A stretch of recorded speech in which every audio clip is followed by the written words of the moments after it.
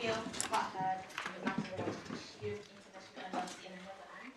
Dr. August Wolff and co-case G. Arzneimittel and another. Mr. Van Egan. May I please, my lord and my lady. There are just 3 points which arose from the interchanges yesterday between the bar and the bench and my learned friend. I need to address you before I get back to my finish off the second point on acquiescence.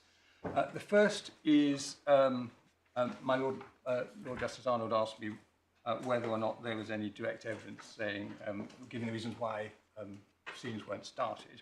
My recollection was there was none, certainly there was none in the bundles, but we did do a check overnight, and there is some evidence touching on that point.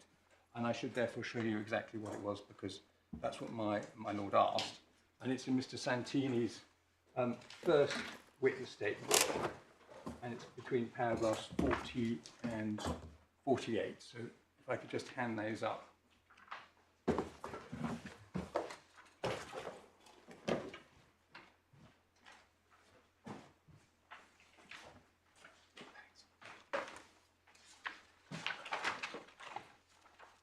And this, of course, trespasses on, obviously, the core evidence, as you were saying, that they shouldn't use the mark, which led to all the cross-examination, re-examination, and cross-examination again. So it starts at paragraph 40, page 17 of this witness statement, and the totality of the evidence goes through to paragraph 49, page 18.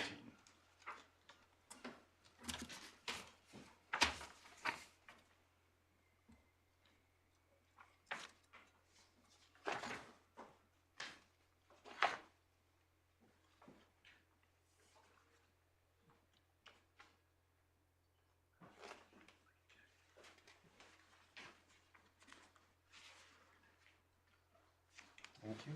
Thank you very much, my lord and my lady. Then the second issue is that, again, arising out of my Lord Justice Arnold's query about whether the figure in paragraph 250 Roman 4 of the judgment was a maximum of 498 units, or just a bare minimum. And rather intemperately, I said, my lord, I'll explain that in time, but there's no evidence led by the other side at all as to any sales for the period of December 2016, no evidence led by the defendants at all about any sales before December 2016. There was disclosure. We had to do the exercise in relation to disclosure as to what possible sales had taken place, and I'll make that good in a moment. Now, that's not quite right, in that paragraph 50 of Miss Teverson's witness statement set out a table setting out sales in UK pharmacy for each year between 2013 to 2019, and included a figure of 1558 for 2015. She herself, as found by the judge at paragraph 10, was only responsible for marketing of the Vagisan products in the period from late 2016. So she couldn't give any direct evidence about this, about the earlier sales. And so what we had to do was to look at that table figures in light of the disclosure. And what we did is did the analysis which the judge then relied on. And that analysis was set out in our closing written submissions. And I apologise to the bulk. I need to take one paragraph of it. Be as abundance of caution. I can give you our closing written submissions.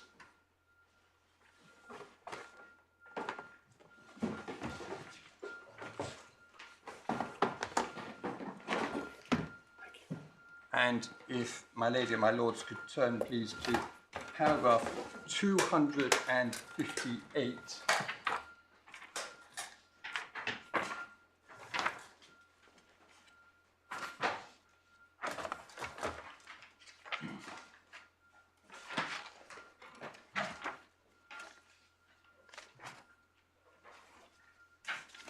And you will see when you get there, of course, the point that I've just made, defendants have given, of course, given disclosure of the respective sales and invoices and figures, whilst no witness was called from either Wolff or Actogo, none of their distributors, who could give any direct evidence as to the sales in the period 2013 to December 16. It is possible to understand just how few units of Vagisan were sold into the UK market in the period 2014 to 2016. We then set out between little a and G, all of the what all the documents show in terms of the figures that could possibly be in relation to the numbers of sales, and the conclusion at 259 to be drawn from those documents is in the 11-month period between 7th September 2015 and 8th of August 2016, the maximum number of units of Angelin Ice Cream sold in the UK market was 492, being the 468 that might have been sold by M&A, i.e. the earlier distributors who stopped in December 2015, and the possible 24 sold back DOCO in April 2016. So the figure that we said should be in the judge figure that we ran from our analysis was 492. The judges said the figures in his judgment at 250 Roman 4 is 498, but nothing turns on whether it's 98 or 92. But 92 was, on that analysis, the maximum number that sold between 7th September 2015 and 8th of August 2016. Therefore, that is the analysis which the judge was intending to refer to in terms of the 11-month period. That's helpful elucidation as to what the judge was referring to. But let me rephrase my question. On the basis of the judge's findings of fact, yes, are you able to contend that we should take any different figure for the number of sales to that given by the judge? I appreciate he says it's a maximum, but there is no other figure in his findings of fact, is there? Therefore, can one not simply take the figure as being 498, or even if it's a typo, it should be 492, 492? Well, but it is the maximum that it could possibly have been, which is what the judge said it was in the judgment as well. I understand that, Yeah. But there's no alternative figure to take. No, there is a figure that the judge found, which was that was the maximum figure that could be the sales. Now, it doesn't mean there were that. But you can't stand here and say it was zero. No, of course I can't, my lord. This is the only analysis we could. But what I am allowed to say, and I did say for the judge at first instance, is the burden of proving use is on the user. Section 100 of the Trademarks Act. To be sure. Says a term. They made no effort whatsoever in terms of making good the actual figures in this time period. And this was all the work that we were able to do. Maybe they didn't think that they had to prove numbers of sales. Well, whatever they chose to do, they didn't. It's harsh. Well, let me rephrase my question for a third time. What figure do you say this court should act upon? The figure is that the court should act upon is the figure found by the judge in his judgment. 498. I mean, there's a maximum number. The maximum sales that could have been made is 498. Now, in any view, that is a de minimis figure. Well, that's a different point. And that's what the judge found in the context. And whether it's 498 or any figure less than that, the judge has found that to be a de minimis figure in the context of this industry. And again, there's no challenge to that as a finding of fact. I apologise I can't assist you further, my lord, but that I can't. It is a. No, I'll stop now. The third point rises down to my learned friend's submission in relation to section 11.1 of the Trademarks Act in its old statutory language form.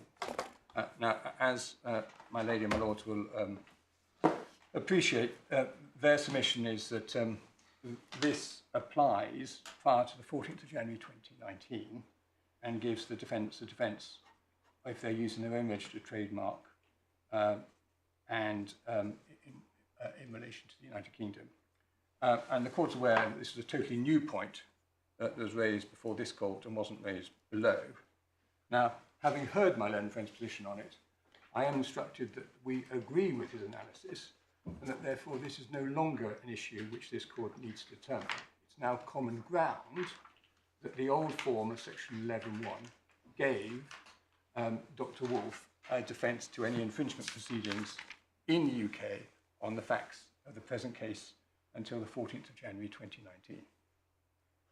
Now, on the basis, of course, therefore, if we're successful on this appeal, what that means is my clients will not be in a position to seek any relief in respect of Dr. Wolff's historic use of the Vagisan registered trademark in the UK prior to the 14th of January 2019.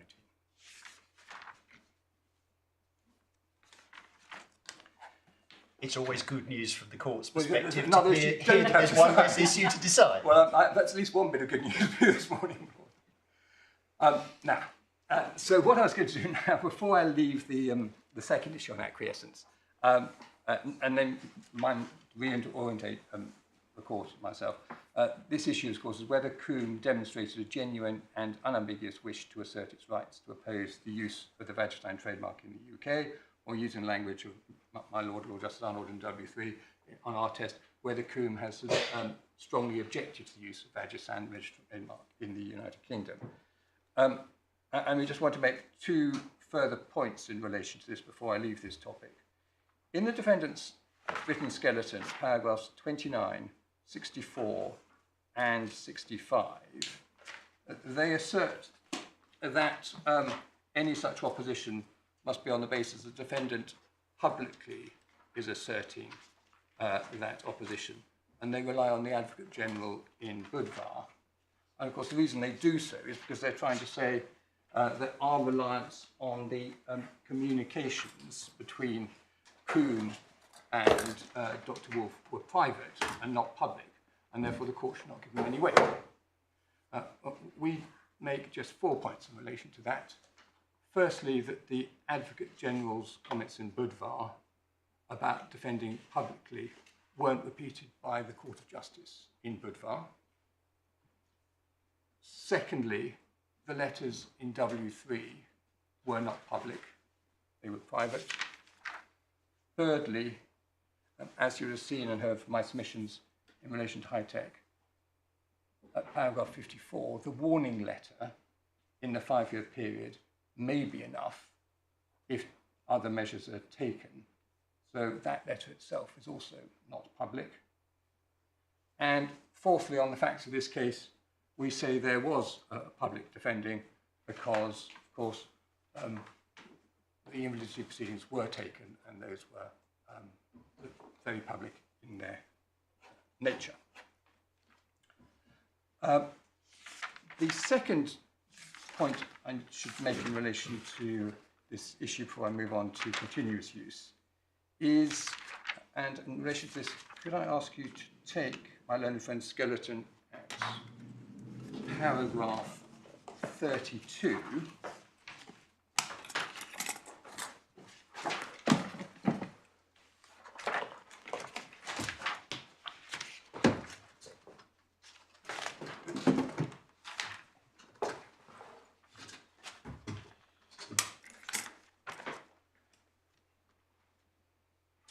Now, here they seek to rely on, in order to support as their proposition that proceedings are necessary to be issued, but they say this is consistent with the view expressed in the leading commentary on trademark law in Germany.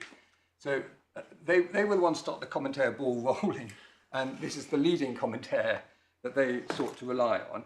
And can I just take you to that, because we say it's not actually good for that proposition, if anything, actually supports our proposition. So if you could take the authority bundle, second authority bundle, and turn to tab 43.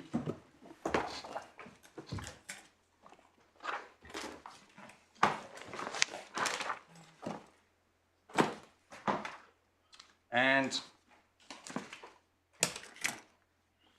turn to page 625. One assumes the paragraph that they wish to rely on is paragraph 42 on the right-hand side margin.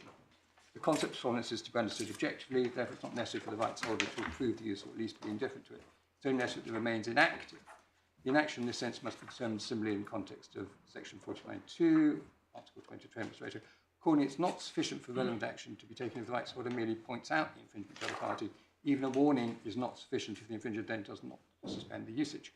In this case, action must be filed. In this case, action must instead be filed, and if necessary, legal remedies filed. However, in terms of time, it must be considered sufficient if the actions of the prosecution are initiated before the end of the 5-year period, provided they are then consistently concluded. Prosecution does not have to be concluded within this period. So that's what I assume they're relying on. What they haven't then considered, though, is 43. If negotiations with the infringer occur before the end of the 5-year period, this not only leads analogously to the inhibition of the running of the deadline, but also to the interruption of the deadline if legal prosecution is commenced after unsuccessful termination of negotiations. If this is not done, the negotiations have no effect on the deadline. It's then no different to a follow-up warning.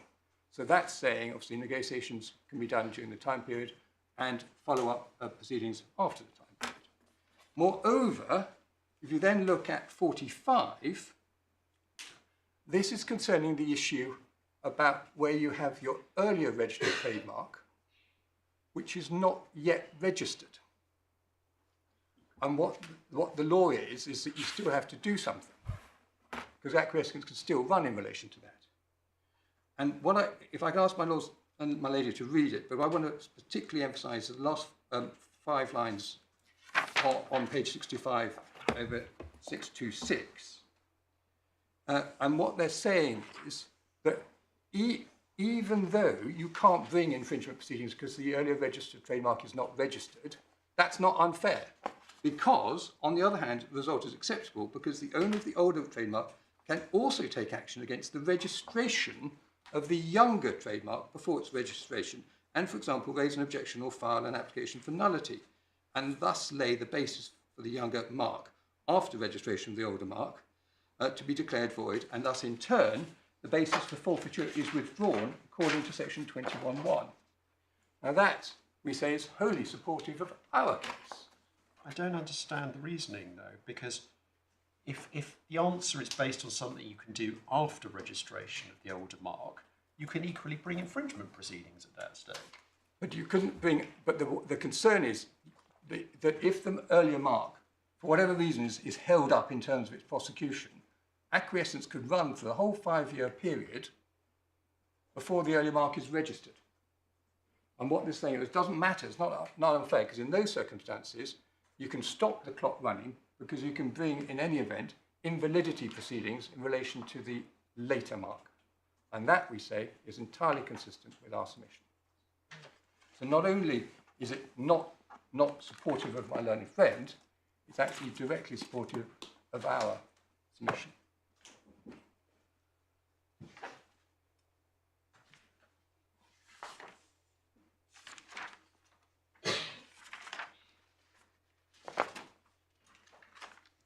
Now that leads me on to continuous use, my lady and my lord. You'd appreciated that as written in my learned friend's skeleton, the debate here is whether or not there should be continuous or uninterrupted use of the later mark throughout the 5-year period, or whether, as they say, there should just be continued acquiescence in any use which has taken place in that time period. Now, the current point being run in writing by my learned friends was certainly not clearly articulated or run by the defendants at first instance. Instead, before the judge, the defendant's point was that use was always going to vary according to the fortunes of that week or month or the business, and that therefore theoretical continuous use was impossible because factories closed for the night, etc. I'm not going to take you to it, but I'm going to give you a note. That was their written submissions, paragraph 17.2, and then paragraphs 126 to 138, and that's in the supplementary bundle at tab 11. And they also addressed it again in their oral closing submissions, which are at tab 10, page 224, manuscript 744. Now, the reason I'm not going to do that, because ultimately we're going to have to decide what the test is now, but the reason I'm mentioning it is that it's desperately unfair for, if the criticism is still going to be maintained, the judge didn't fully and properly analyse the point that you just articulated remains part of their case. It remains part, but not part of their shifted case, which is... Well, it all seems to me to be part of the same submission at the moment.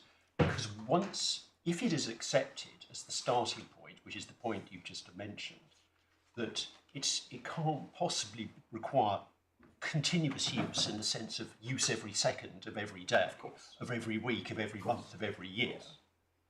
Once you move away from that, then of course the question then becomes, well, what is required? Now, let me follow that up with this question. Is it your case that the use has to be continuous in the sense that it's every second of every hour, of every day, of every week, of every month, of every year of the 5-year period? My lord, of course not. Right. This is general trademark commerce. This is practical commerce in real life. And therefore, what you have to look at is whether... So can you explain to me, what do you say the test is? Is stopping use for an hour? Is that fatal? Is stopping use for a day fatal? Is stopping use for a week fatal? No. What is the test? It's always going to be a question of fact and degree in each circumstance as to whether or not the use is continuous or uninterrupted. But the starting point, the paradigm point, is that it's continuous and uninterrupted. And then you have to look at... But you've just told me you're not arguing for continuous use. Well, bear with me. The language starting point is continuous use. Continuous does not mean... The word continuous doesn't feature in the legislation. It just simply says use. So you're putting a gloss on it. You don't say it has to be continuous in the sense of every second. So what is the test? So it's practical. I'm going to show you the test which is used in Germany, and I'm going to suggest that is the correct test which we should adopt here. The test that the commentators in Germany apply. But it is uninterrupted use in the sense that in a normal commercial environment, you are using the mark, and I use the word continuously or in an uninterrupted manner in the normal operation of commerce. So if you're a seasonal Absolutely. provider, you use it each season in each of the 5 years. Absolutely right. What you don't do is You abandon abandon it for 1 year. for 1 year. Exactly right, my lady. Exactly. And you have to look at the nature of the product, the nature of the industry in which you're looking at. And you have to take a practical, sensible, commercial approach in relation to that use, in relation to that product and that sector. Now, a lot of these interesting debates about seasonal use and so forth are a million miles away from the facts of this case, because this is an everyday product that's been sold at all times. So there's no justification for an interruption of a period. There's no sort of justification that there was some strike or some industrial action or something which caused the product to stop. There was a commercial decision to stop commercially selling this product. And then there was a rematch. And that's what the judge relied on, so that there was an interruption in any real commercial common sense way. Now, Mr. Moody Stewart described abandonment. yes, abandonment is Do you what... say it was effectively abandoned? Yes, abandonment's all one of the words undoubtedly used in one of the texts, and it's a useful touchstone. But the difficult about abandonment, my lady, is that it has certain connotations in trademark use.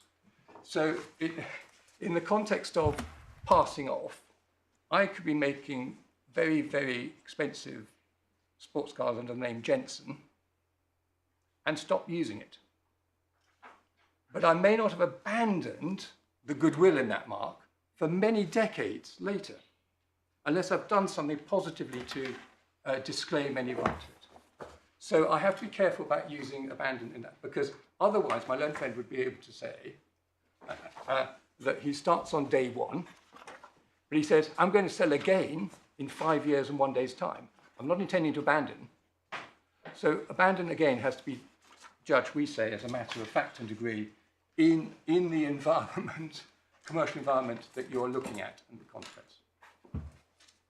So abandonment is just another way of looking at, is there an interruption that is unjustified in the sense of, are you seeking commercially to sell this product? Now, suppose I'm a manufacturer of widgets, and halfway through the 5-year period, I decide that I need to reformulate my product to sell it better. Yes. And so I withdraw it from the market for 6 months in order to reformulate, but always intending that I'm going to be relaunching in 6 months' time under the same trademark. Do I therefore lose the protection? I would say probably on those facts, not on these facts of course, but on those hypothetical facts, under my test, you are at risk of losing the protection because you've interrupted the commercial marketing for that period. If you then start again... Even though it's a perfectly commercially normal and rational thing to do? Well, no, that's different, my lord. It's not the question whether it's commercially rational for you to do as a commercial businessman. It's whether or not the market perceives you commercially to be satisfying ultimately the market demand for products under that trademark. What if I issue an announcement at the start of the 6 months period saying, I'm withdrawing to reformulate and bring you a better product in 6 months' time? Just wait 6 months and you will get a better product. Well, again, it's a question of fact in each particular case. But you're still not using during that 6 months. You're not using that case, and you are at risk. Let's put it the other way around. Remember what this is doing. This is not in any way detrimental to the later user. What this act and provision does is strip the older rights owner of the right to stop infringement or the right to bring any invalidity proceedings. And if therefore you are, as a later user of the registered trademark, suddenly decide, actually, I don't want to use the product, the name on the marketplace for a period of time, and you make a conscious decision not to put the product on the marketplace, why should you have the benefit of a very onerous restriction on the earlier trademark rights owner's right? Well, because the Court of Justice has told us that the purpose of this provision is to balance the interests of the earlier trademark proprietor against the interests of later trademark proprietors. Yes, and that's exactly right. And so it is a balance. See, if the legislature had regarded the rights of earlier trademark proprietors as paramount, one wouldn't have this provision in the legislation at all. Absolutely. And we all know the reason it's in here is that normally, as a matter of trademark law, earlier rights owners' rights are paramount. And they are normally, as a matter of priority, they normally overcome everything else. And that's why we have the FCI case saying it can be an infringement as a matter of European law, even if you've got a later registration. But the balance has still got to be struck when you then have a situation where the later rights owner is trying to rely on their own use in order to say your earlier rights are now denuded. Now, if they choose not to actually make any use in that period, why should they have the luxury or right to denude the earlier trademark owner's rights in relation to their earlier right? And hence, they've almost got an obligation. If they've got a later right, they know it's potentially in conflict with an earlier right, they've got to do more. And it's only fair, we say, as balancing that, is that the starting point is you use it throughout the whole 5-year period. You referred to knowledge of the earlier right. Well, I can come to... Where is that in the provision? Becoming aware. And of course, it may be the case that they don't, in fact, know. They may know, and if they're well advised, they should know. But you can't postulate that the later user will always know, can you? Sorry, later user... But always know about the earlier registration. No, but, well, he has filed for registration in circumstances where there'd be a pre-existing earlier right, registered right. Or as you've just shown, there may be a pending application. Or there may be a pending application. And of course, it's a public record, so one can find out, and if one's well advised, one should find out. Yeah. But, I mean, trademark cases are full of litigants who haven't searched the register when they ought to. Sure. But again, bad example or extreme examples doesn't necessarily justify, we say, a construction which would effectively denude the earlier rights owner of their protection, which they should naturally have under the earlier registered right. And that's the balance that's got to be struck. And I'm going to now show you, in a moment I'm going to show you the German commentaries, because we say they're all in our favour. And what's striking in this case is what you haven't seen is any commentary or any judgment from any court supporting my learned friend's submission. Now, in our skeleton, paragraphs 27 to 34, we've given the 6 reasons. Obviously, the first couple are linguistic and construction and recitals of the Trademarks Directive. We've gone through all those already. The third one is reference to the legal text. We've set that out in paragraph 31 of our skeleton argument. Legal text in relation to the European Trademark Regulation. There's no issue there about some special translation of German law or whatever. That's the text. They're the commentaries in relation to the Trademarks Regulation. And we've set out what they mean, what they say there. Then we observe that the best you've got in terms of English court authorities dialogue, I'm not going to bother probably take that. I mean, it was, the learned judge was doing the best he could in those circumstances, but it's not in any way detailed or useful at the end of the day for your decision making. But we do have an observation from the Court of Justice in High Tech insofar as they recount the relevant findings of the German Oberlandesgericht in Nuremberg, a point which my Lady Justice Simler picked up. So can I just remind you of that? That's in High Tech, in the Authority Bundle 2, tab 31.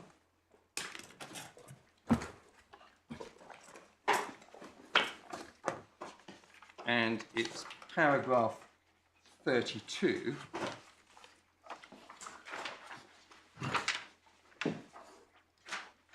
And this is the Court of Justice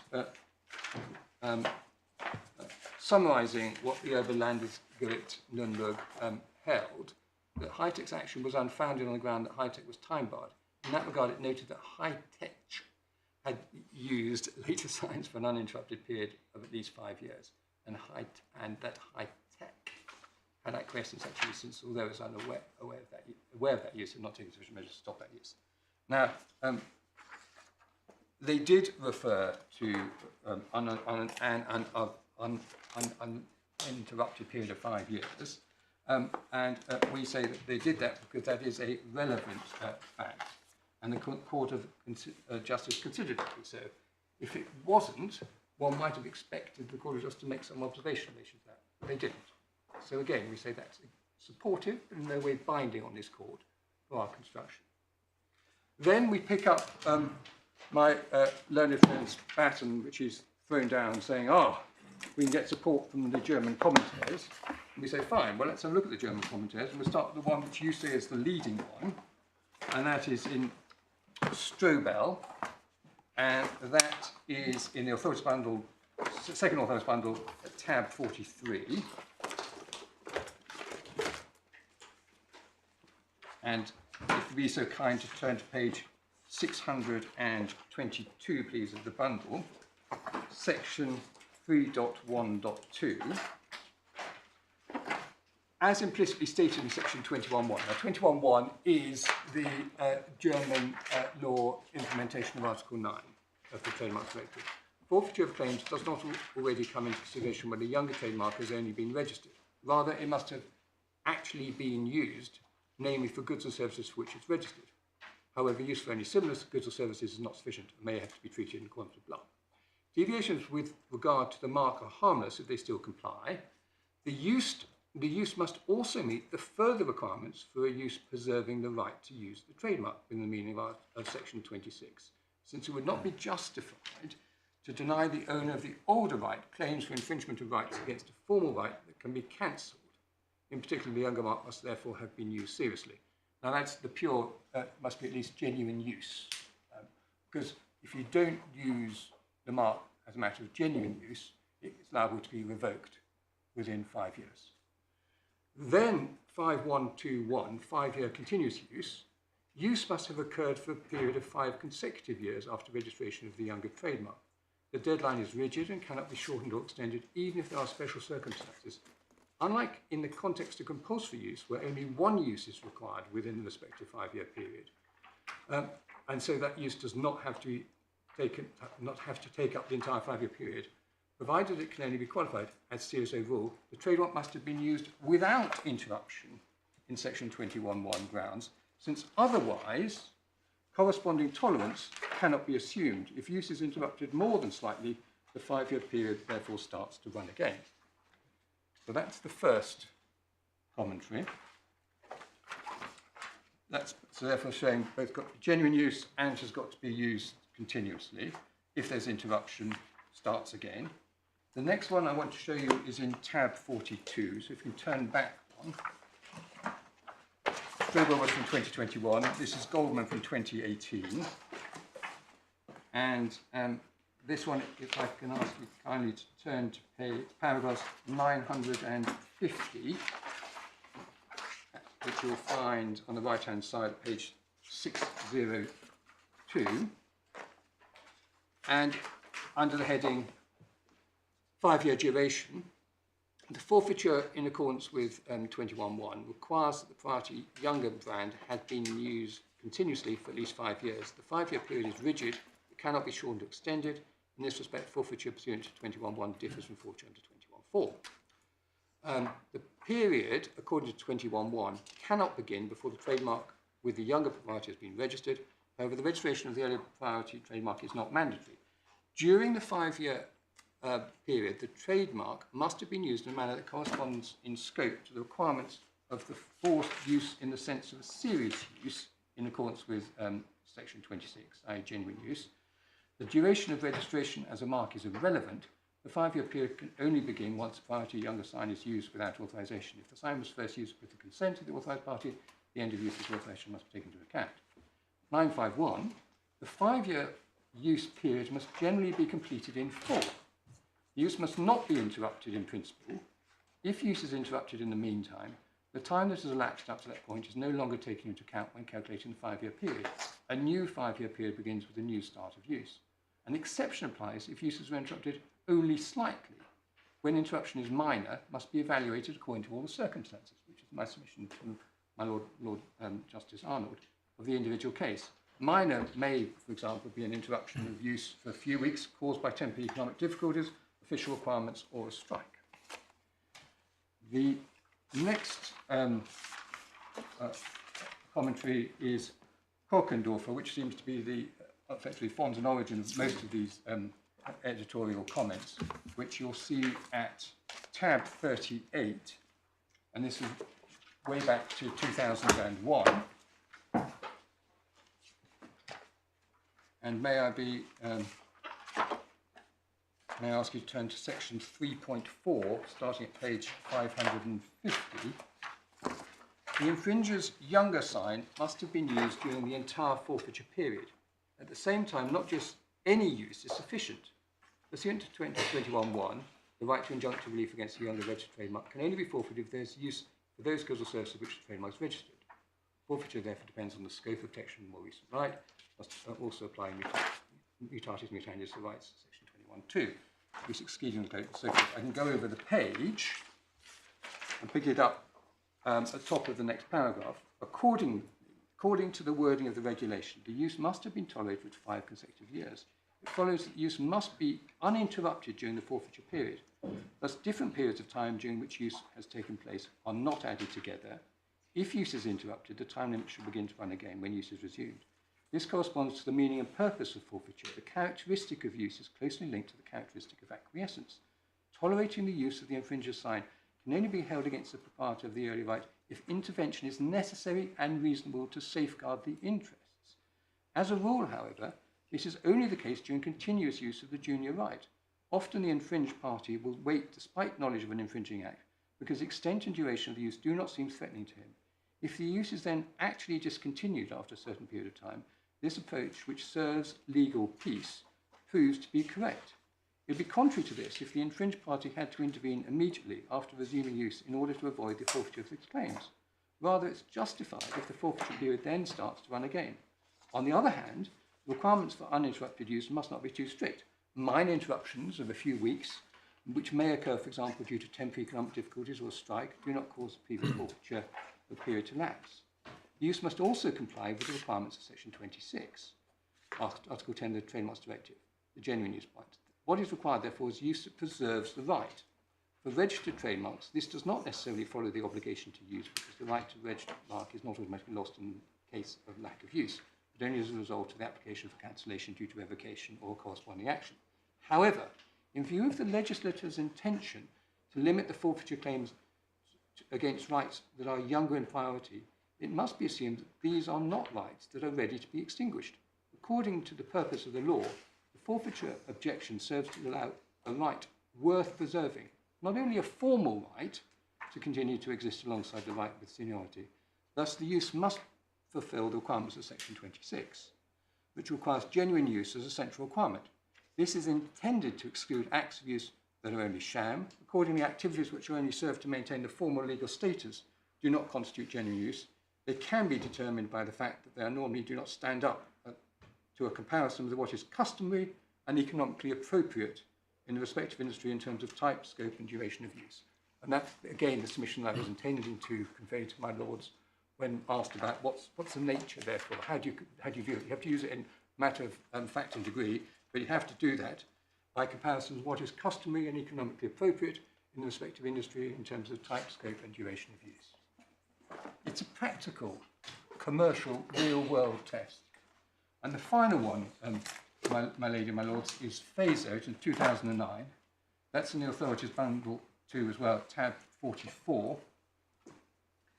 And we can pick that up. I'm sorry, I missed that. Sorry, it's tab 44 of the second authorities bundle, page 640.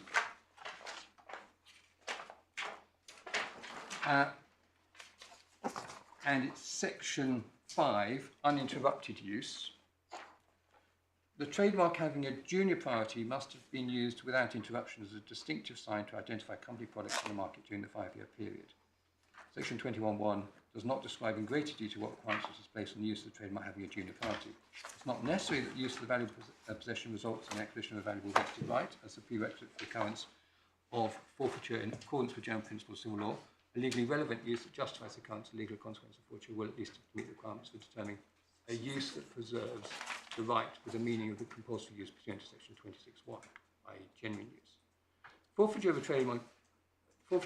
a trademark infringement with the consequence of the coexistence of the trademark having a senior priority and the trademark having a junior priority is a significant encroachment on the subjective exclusive right of the proprietor of the trademark having a senior priority or business designation, which justifies requiring at least one use comparable to the use preserving the right to maintain development within the meaning of compulsory use.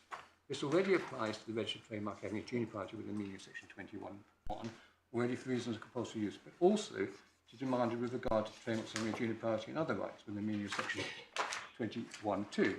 It is necessary for the use to have been uninterrupted during the period of 5 years.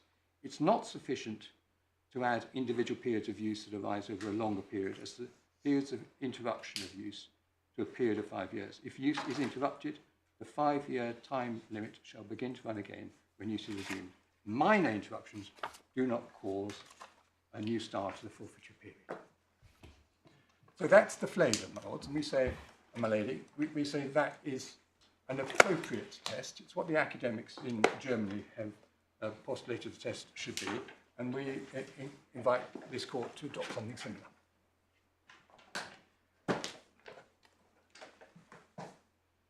And finally, on this point, we do pray and aid our paragraph 34 of our written submissions. The practical consequences of my learned friend's submission, if he's right, if they were to be correct, you don't need continuous use. The consequence would be that, in effect, one would have to commence infringement proceedings if he's right about, I'm going to get here if he's right about all the other stuff, almost on every single instance of any use during the relevant 5-year time period. Just picking up your paragraph 34 for a moment. Yes. I think this might be going off into another issue, but so an infringer introduces an infringing product into one small store in the UK, and the trademark owner finds out about it. And then, on this hypothesis, the product is withdrawn from sale. Yes. Suppose, rather, the infringing product is introduced into one small store, and the store sells 1 unit per 3 months for 5 years. Yes. Is that If that is in fact only de minimis, and if that is not genuine use, that wouldn't count anyway. So you need to. So there are two issues here wrapped up. There's one is the continuity, the interruption. Yes. And if as a matter of circumstances, effectively the market is satisfied by a product every month, and one might think of a huge garment cutting machine so once a month, then that is clearly uninterrupted use. If, however, the market considers this is a sort of daily product, and for whatever reason that there is no sale being made for a long period of time, one then has to have an inquiry as to whether or not that's because of some interruption by the trademark owner in the way of provision of the goods, or whether or not it is as a result of the trademark owner not properly using his mark in the marketplace and is effectively just maintaining it at a very low level, which is insufficient to justify protection after 5 years, which would be exclusion from genuine use. Now, I'm a little unclear as to whether in the response you've just given to my lord, you're saying that the threshold is de minimis on the one hand, or genuine use on the other hand, because we know from the case law of the Court of Justice that in the context of assessing genuine use, there is no de minimis test. Yes. So those are exclusive alternatives, and I'm unclear as to which you are arguing for. And before you answer, there's another dimension of the question we have to consider. Because if the use of the sign by the junior user is de minimis, it wouldn't be infringing in the first place. Well, that's part of that's the first threshold. De minimis may still be an infringing use, my lord. How so? If I sell... If it's de minimis, the law ignores it. Therefore, it's not an infringement. Hence all the jurisprudence we've got on in the patent context, of which you're well aware, I'm sure. Well, if that's the understanding of de minimis, then I accept that. Then, if that is what my lord is putting me in terms of de minimis, because at the moment I've got a submission against me that as long as I have one use or a number of uses which are very, very tiny on day one, get over whatever threshold it is, whether it's de minimis or whatever threshold my learned is trying to postulate, and no subsequent use in relation to that, then that gives the acquiescence clock to start ticking. Now, I'm being asked a different question, which is, well, I haven't got just one use. I've got use on a sporadic basis, which is my Lord Justice Newey's question. Indeed. So a low level of use on a regular basis, but intermittently. Yeah. Now, there's an initial threshold in relation to that, but if that low level use was insufficient to justify the perpetual continuation of the registration of the later mark, because it didn't satisfy the genuine use requirements, that use can't be taken into account. Because as a matter of policy, it would be absurd, as the German trademark commentators observe, that that level of use couldn't sustain your own later registration, but could be used to denude the earlier registered trademark owner of his rights or her rights against the later trademark. Yeah, well, there's a slight problem in the logic there, because non-use leads to revocation ex tunc rather than ex nunc. But the underlying policy is a policy that runs through the whole of the trademarks law. Well, if that were true, then the Court of Justice would have told us that it was bad faith not to intend to use the trademark, whereas in fact they told us the opposite. Well, bad faith I'm not going to get into.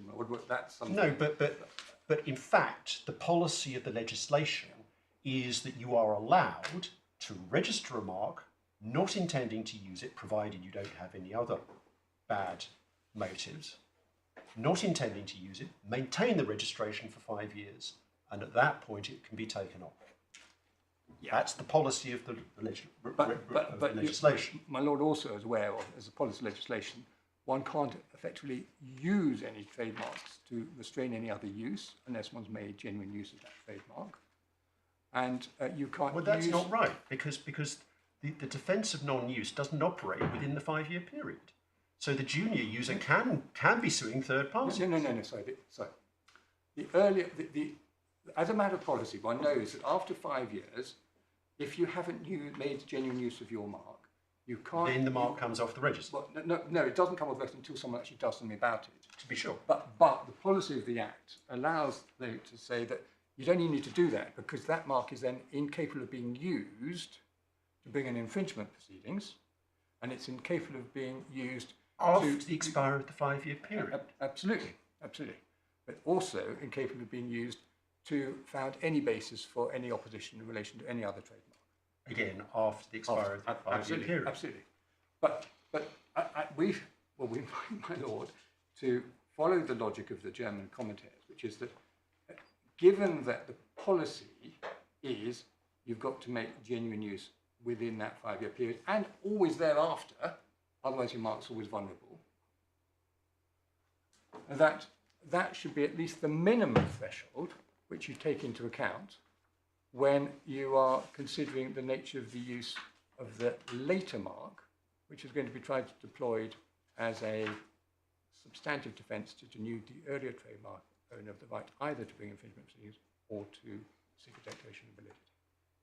Can I just explore a moment more, or something of course. a moment more? Time starts to run. We Yes. learn from Budvar when you know of use. Yeah. There's obviously been a debate with my lord over de minimis and whatever, but suppose that the use is enough to count as use. Yeah. So you've got this small store, one small store, but there's use sufficient to count as use. So time starts to run. It's never a very successful store, but they make occasional sales over the 5-year period. Is the use that you require for the purposes of your continuous use requirement different or the same as the use that starts time running in the first place?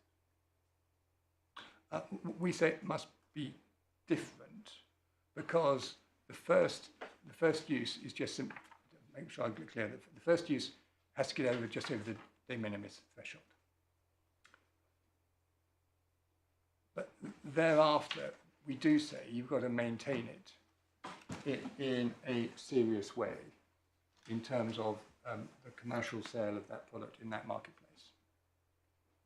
Now, as a matter of fact, it may or may not be maintained in that serious way, depending on the particular circumstances of that particular trade in that particular marketplace and that particular goods. I mean, might that be said to be anomalous? I mean, if time starts to run because X happens, and X then happens periodically over the 5 years, why shouldn't that be good enough? Well, I don't want to dodge a question, but I want to answer it in two ways. As I said, if it is real commercial use, then that's sufficient. But if it's commercial use which is so sporadic that it begs the question as to whether it's real commercial use, or, and this is when allied into what everyone's done in this case, allied into effectively, is there going to be actual knowledge of that? And now, I know it's a bit of a cop-out to the absolute question my Lord's putting to me, but the two have to be read together because that's ultimately what has to be considered. It's not if you like a sort of isolated test. You've got to look at the test in totality. So it may lead to questions that if it is so sporadic that there may not be knowledge by the earlier rights owner, but that is only a factor. And I think, and this is me pontificating now on what some of the German commentators were saying, it seems to me that what they had in mind is that there's almost a presumption of knowledge potentially going to arise, that if the use has been made in the commercial level that we've been saying, that whilst there has to be proof of awareness from the earlier rights owner to the later one, that burden, evidential burden, is going to be swayed the other way. So in other words, the prima facie show we can show commercial use, and therefore you should have been aware of it, or you had sufficient awareness of it. Can I try coupling the two? Yes, of for a course. So suppose you have a really well-informed senior trademark owner Yes. who knows exactly what's going on. Yes. And he knows that on day one, this small shop is supplied with something at a very low level. But it's sufficient to constitute use and therefore to trigger Yes. the 5-year period. And he knows that periodically, at quite long intervals perhaps, that same level of transaction happens over 5 years. Yes. So we assume knowledge. Yeah. And we assume that the use was such as to start time running and to continue at that level. Yes.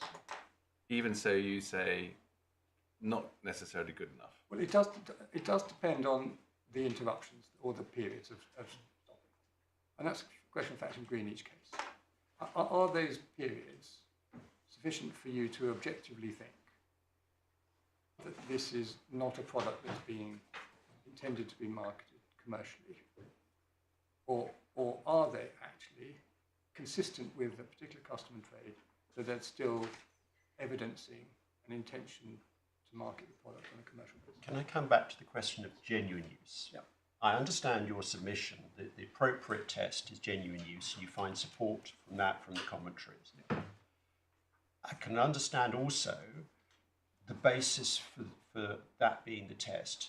You say that the policy of the legislation, as you put it a moment ago, is that you should be putting registered trademarks to use within 5 years. So let's assume we accept all of that.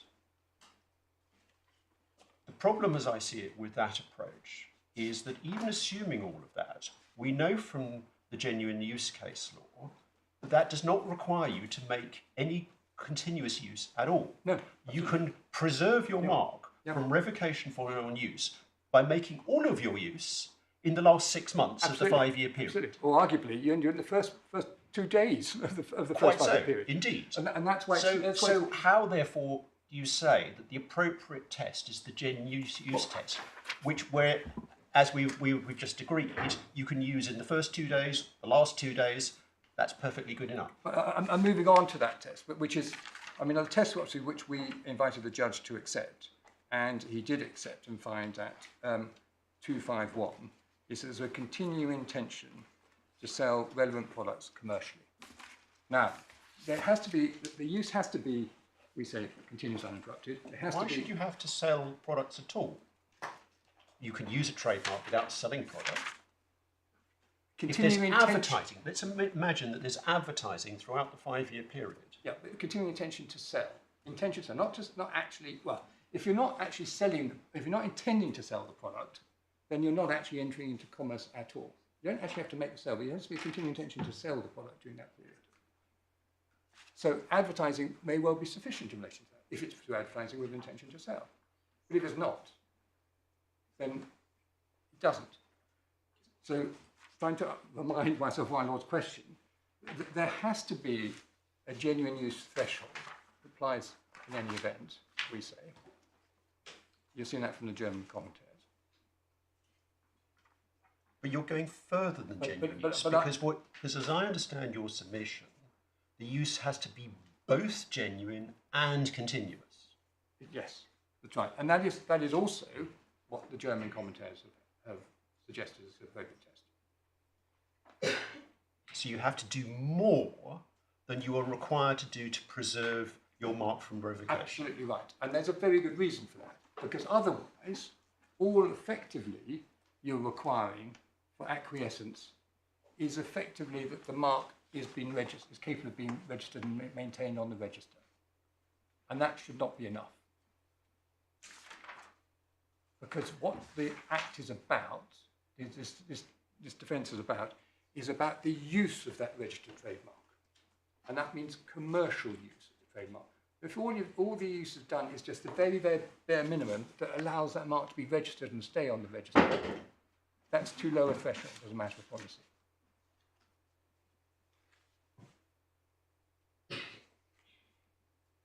That's not fairly balancing because you mustn't inequitably prejudice the rights of the earlier trademark owner against That's not the fair balance.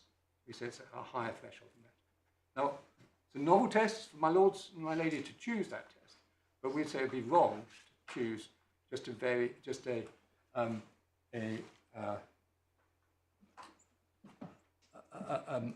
pure, just genuine use instance, because as my lord quite rightly points out, if it's just genuine use and that hardcore analysis, that could be satisfied by one genuine use on the first day of a 5-year period and no use thereafter.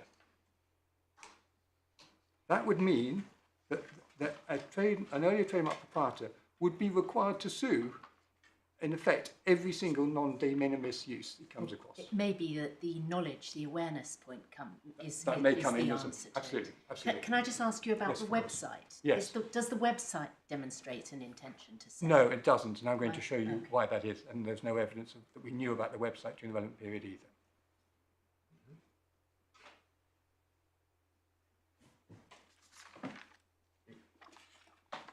So that, so I can probably go then straight to effectively what the judge found as a matter of factors to awareness.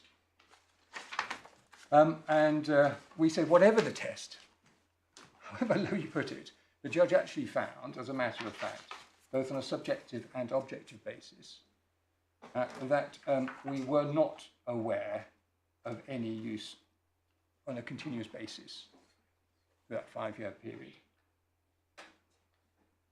Because for at least that 11-month period between September 2015 to August 2016, my clients understood reasonably and subjectively, so objectively and reasonably, that the products and the claimant had, and Dr. Wolff had withdrawn from the marketplace. And that, therefore, I must show you, because my learned friends say in their written submissions that this is paragraph 53 of the written submission, the last 3 sentences, they submit that the judge found that Combe was aware of some use throughout, but it was de minimis, and therefore that the awareness did not matter for the purpose of section 48. That's not what the judge found. The judge went much further than that, and that's, therefore, if I ask my lady, my lord, to pick up the judgment and turn to 252, which is tab 5, and page 118, 252. In any event, and consistent with that conclusion, I also find that the claimants were not in any relevant sense aware of any use by the defendants during the 2015-2016 period. That's the 11-month period we've been discussing before. Such use as in fact took place barely registered with the defendants, and understandably so, given its de minimis nature. On this point, I accept Miss Swant's evidence that Vagisan was kept on a watching brief by Combe, but had no commercial profile for a long period. In her witness statement, she said that she thought Vagisan had either dropped off the market entirely or was so small that she may not have noticed them. In her oral evidence, she explained that during 2015, Vagisan was not coming up on IRI. As she explained, IRI obtains and reports records of all sales through tills, major multiples, and a representative sample of independent pharmacies. The lack of any presence in the IRI returns is significant because it suggests there were no sales at all in major multiple supermarkets or monitored pharmacies. Hence, Miss Want said, when pressed in cross-examination, the passage emphasised by me in closing, so cross-examination by my learned friend's predecessor, you did not think they had withdrawn from the market, though. Answer, they might well have done, but I do not know what. Obviously, I did not know what their actual strategy was and where they were selling. Could they still be in some tiny little pharmacy that has not been picked up somewhere? I do not know. But from what I can see, there is nothing there. That's not the question. I said, did you think at the time that they had withdrawn from the market, Miss Want? It's a very simple question. Then I guess, did you think or not? Yes, I did. I must have done, because that's why they were not there. That evidence was extracted, in a very hostile manner, extracted from my witness by the other side. Now, in light of that evidence, the judge says at 254, I find that claimants were simply not aware for a continuous period of 5 years of the defendant's use of the later mark. Ms. Want and her team monitored the market with a degree of care for competitive products. And it seems to me Ms. Want was entitled reasonably to assume, as she did, that for whatever reason, Wolff was simply not active in the market, in the sense of actually promoting the sale of their products for a long period during 2015 and 2016. They were simply not there. Such limited use as there may have been was at such low level that they did not register with Ms. Want when it was her job to know about it. That cannot be sufficient to engage in defence afforded by Section 48, because that defence arises when the party fails to take steps to stop activity which it knows about. It cannot arise, it seems to me, where the activity is so limited it's reasonable for the holder of the earlier registered trademark not to be aware of it. So that was actually the finding of the judge in light of all the evidence. And that is in light of, just so you see the full context, in light of what he had already found at 250, which I asked my lord and my lady. Sorry, was Ms. Want questioned in cross-examination about knowledge of the website? No, absolutely not. And that's not, I was going to come to that. Oh, sorry. But before I come to that, Yes. my lady, if I may, so that finding was also in the context, obviously, of what the judge had already held in 250, common ground that Wolff had stopped advertising the Vagisan products in the UK after June 2014. Ms. Tevis and I, this is the main witness that Dr. Wolff relied on, except in cross-examination there was no Google search interest for Vagisan between 2015 and late 2016. No Google search interest, no interest on the internet via Google searching. In 2015, Vagisan was delisted from C and D list. And with Mr. Bowman, he was the experienced pharmacist, led by the defendants, gave evidence that in cross-examination this was a comprehensive listing of healthcare products sold in the United Kingdom. And they were delisted from there. They were in there and they were taken out. And the defendants gave disclosure of the sales figures. And these are the figures, obviously, that I was showing this court this morning, and the way in which those figures were put together and how we analyse them. And 5, the defendants also relied on their website. Claimants admitted this was targeted at persons in the UK. Defendants relied on screenshots from the Wayback Machine to show use of the site throughout the 5-year period from 2014 to 2019. Now, what there is none is any finding of fact that Combe was aware of the website throughout the time period. There was evidence that Combe was aware of the website in the period 2013 and 2014. As my Lord Justice Arnold correctly put to my learned friend, the furthest that he can go is that there is no positive evidence that my client thought it had been taken down. But there was no positive evidence that we even knew. And there was positive evidence, which I've shown you, that my clients thought that Dr. Wolff had withdrawn from the marketplace. Even less was there any evidence that my clients understood that the website was in any way evidence of a continuing intention to sell relevant products commercially. And there's very good reason why. It's relied on as an infringement in these proceedings. It's relied on throughout that period. It's relied on as an infringement by the Wayback Machine. But let me then make this good. There's very good reason why we say no cross-examination and no suggestion was put to Miss Want, and that the defendants sought to rely on the website alone would amount to a commercial intention to sell the relevant products during the period. And that's because if the defendants' Vagisan website had been all they had done in the period up to 2016, they would not have made a single sale of any Vagisan product in the UK. The website at that stage did not offer Vagisan products for sale in the UK before it was revamped in 2018. And you can see that from the core bundles, the core bundle, my lady and my lord, point partially picked up by my Lord Justice Arnold when shown this by my learned friend in opening yesterday. If you could turn behind tab 10, please, page 175.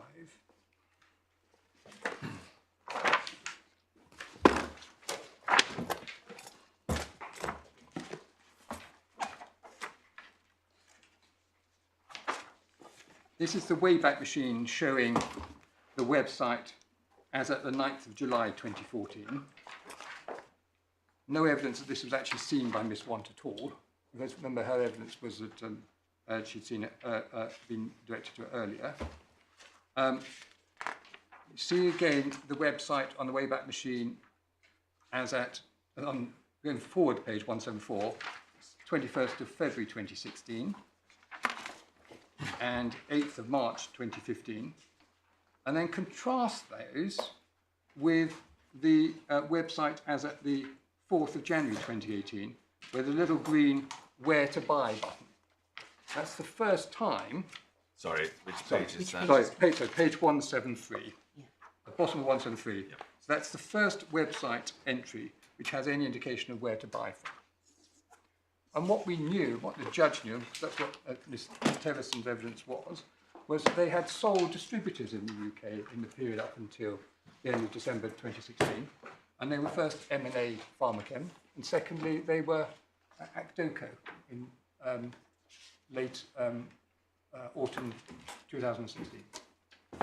So the website itself, if that's all they had, would not have been evidence. The website in that period to the end of 2016 would not have been evidence of an intention to sell.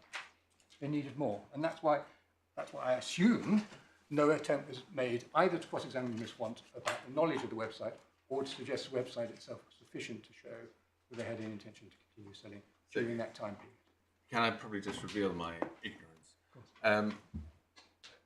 Taking the earlier versions with no indication of place to buy, you say, well, no, that you don't get from that evidence of intention to sell. Yes. Nevertheless, the case that at the earlier stage that's infringement. It could well be an infringement. Well, it was pleaded as an infringement, found to be an infringement, and there's an injunction in respect of it. Yeah. Well, certainly in a later one. No point was taken by the other side that it wasn't an infringement. But what I do rely on it for the purpose here, that it's not evidence of intention to sell. The website alone doesn't do that for them. And so just going back to an earlier discussion. Yes. Time starts to run from use. Yes. So would the earlier version of the website be use sufficient to start time running? We say here no. Here we say no, because what that nature of that use, well, for two reasons. One is if that is the sort of use that they would be relying on, that would not be use good enough to establish genuine use. Because you'll recall there's no evidence, any site traffic to that website at all during the time period. No Google searching, product being removed, and so forth. The mere fact so the website. Infringing use is not enough on your submission. Yeah, mere infringing use is not enough. Absolutely, absolutely. You made that quite clear. I'm sorry if I hadn't made that clear beforehand. Yeah. No, it's just being sure. Yeah. Thank you. Yeah. And so making the same point, just being absolutely clear. So mere infringing use is not enough either on a continuing basis or to start time running. If it's not, yes, on this hypothesis, yes. Yeah.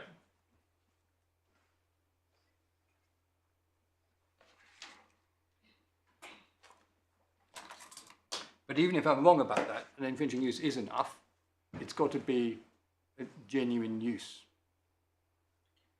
to keep it going. So,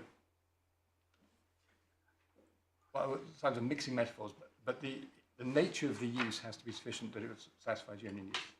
Yeah. And you can have an infringement which is not sufficient to amount to genuine use, which my Lord Justice Arnold knows.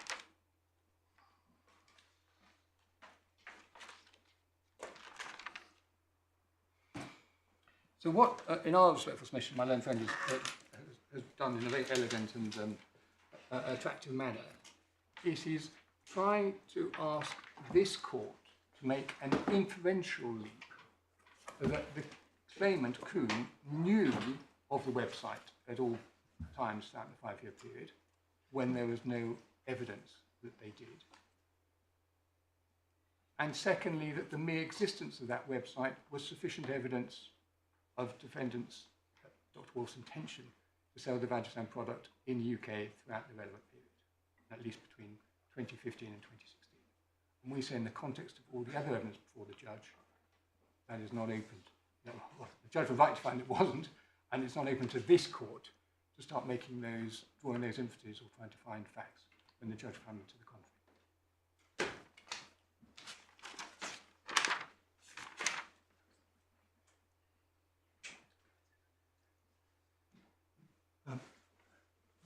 Then, my lord and my lady, we have one final substantive point on acquiescence, and that arises from paragraph 64 of our skeleton, and in light of the acceptance that I made this morning, namely that there can't be infringement prior to 14th of January 2019 because of the effect of the unamended Trademarks Act.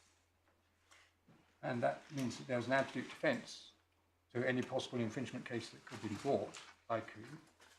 And so Combe was not in any event in a position to bring infringement proceedings, and therefore could not have acquiesced prior to 14th of January 2019.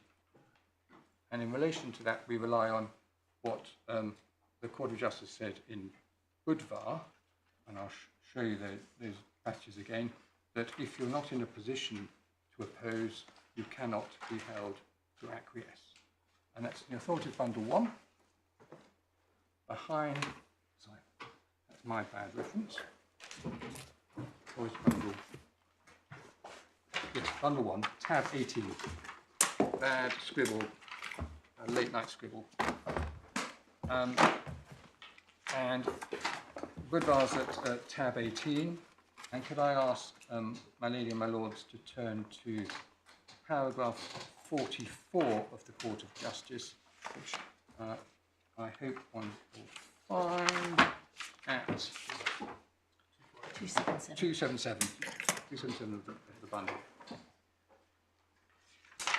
As observed by the Advocate General in point 70 of her opinion, referring particularly to the Danish and Swedish language versions of Article 9, the characteristic of a person who acquiesces is that he is passive and declines to take measures open to him to remedy a situation of which he is aware, and which is not necessarily as he wishes. Put that another way, the concept of acquiescence implies that the person who acquiesces remains inactive when faced with a situation which he would be in a position to oppose. That's again repeated at 45. The purpose of 9.1, the concept of acquiescence must therefore be interpreted as meaning the proprietor of an earlier trademark cannot be held to acquiesce as long as well established on its use, of which he was long aware by a third party of a later trademark, which is identical with the party of that product, was not in a position to oppose that use. 47, you'll see again the last few lines of 47, then again at 48, and at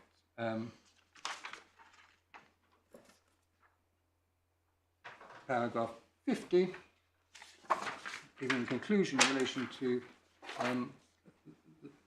this question in light of the foregoing. Acquiescence within the meaning of Article 9.1 is a concept of European law, and the proprietor of an earlier trademark cannot be held to acquiesce long established on the use of which he has long been aware by a third party or a later trademark, identical with that of the proprietor of the product, is not in any position to oppose that use. And as a result of the homegrown section 11.1, we weren't in a position to oppose.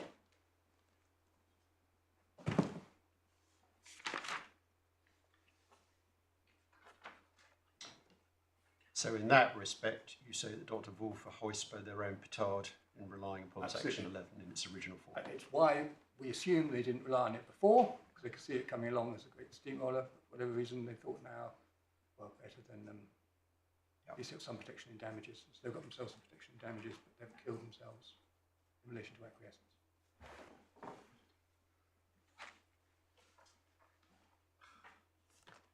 So they got their financial trade-off. Now, finally, just as a sort of commercial wrap-up, it is important we suggest that this court ask itself what the possible practical implications could be from a commercial perspective if the defendant's submissions were to be right about acquiescence here, in the context of the facts of this particular case, where there were worldwide cancellation actions, that Combe had and succeeded in cancelling the UK designation of the mark, but it was faced with multiple appeals. That Combe, after succeeding in the cancellation action, then brought infringement proceedings, certainly within the 6-year limitation period. That at all times, Combe had expressly told Dr. Wolff not to use the mark in the UK. That Wolff knew that they had been told not to use the mark. That the commercial consequence of bringing a invalidity action in a commercial real-world situation is that a client doesn't distinguish between the use and registration. And as against that, my learned friend says, no, do all those things, but you're still passive. What you have to do is bring infringement proceedings. Every time.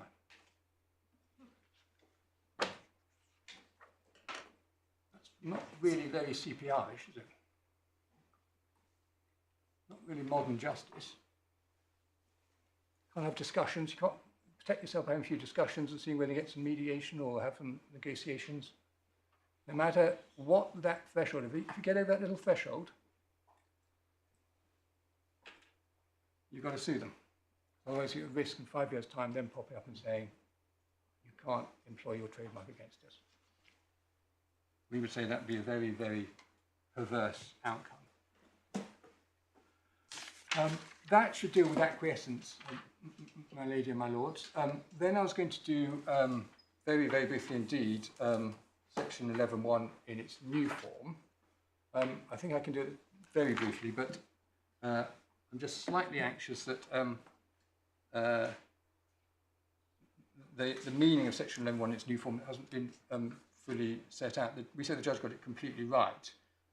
What I'd like to do, if you could, is turn to our skeleton at...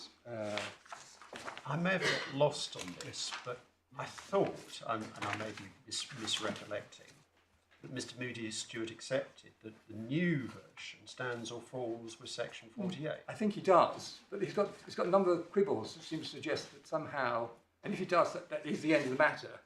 The reason I'm a little bit anxious about it is he's also got in his skeleton a suggestion that the judge considered the wrong mark, and that somehow the judge went wrong because he decided the validity of the EIR. If Prejudged it. Prejudged it, exactly, yeah. Now, if that's anything that's going to form part of the judgment, because it seems to me it's just ultimately trying to have a pop at the judge when it wasn't justified him to do it, because ultimately it's not a relevant issue. But if he's going to maintain that, then I need to say a few words about it. But all right. I was going to do it very, very briefly, if I could. Yep. So,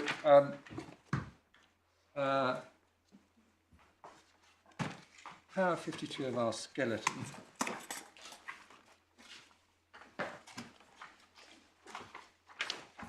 We set out what the section actually now says, and it is very unclear, just from the words, what it means, but we do say that the judge got it absolutely right.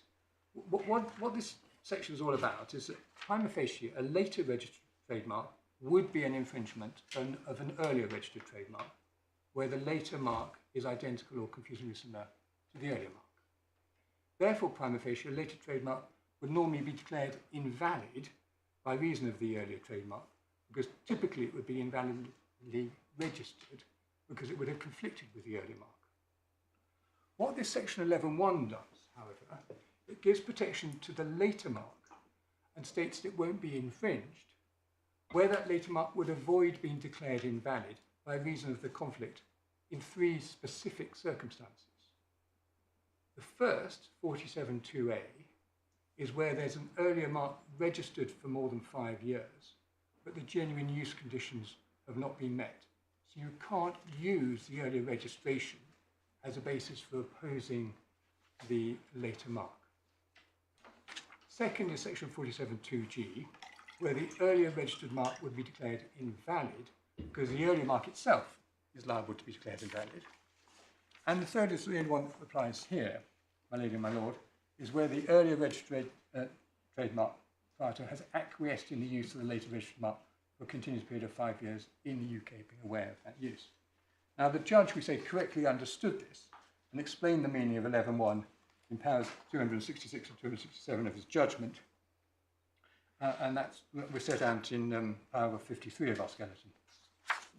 Now, section 11.1 relies on the fact that in all three circumstances, the registration of the later mark cannot be challenged by reason of the earlier registered mark because of the existence of each of those three circumstances.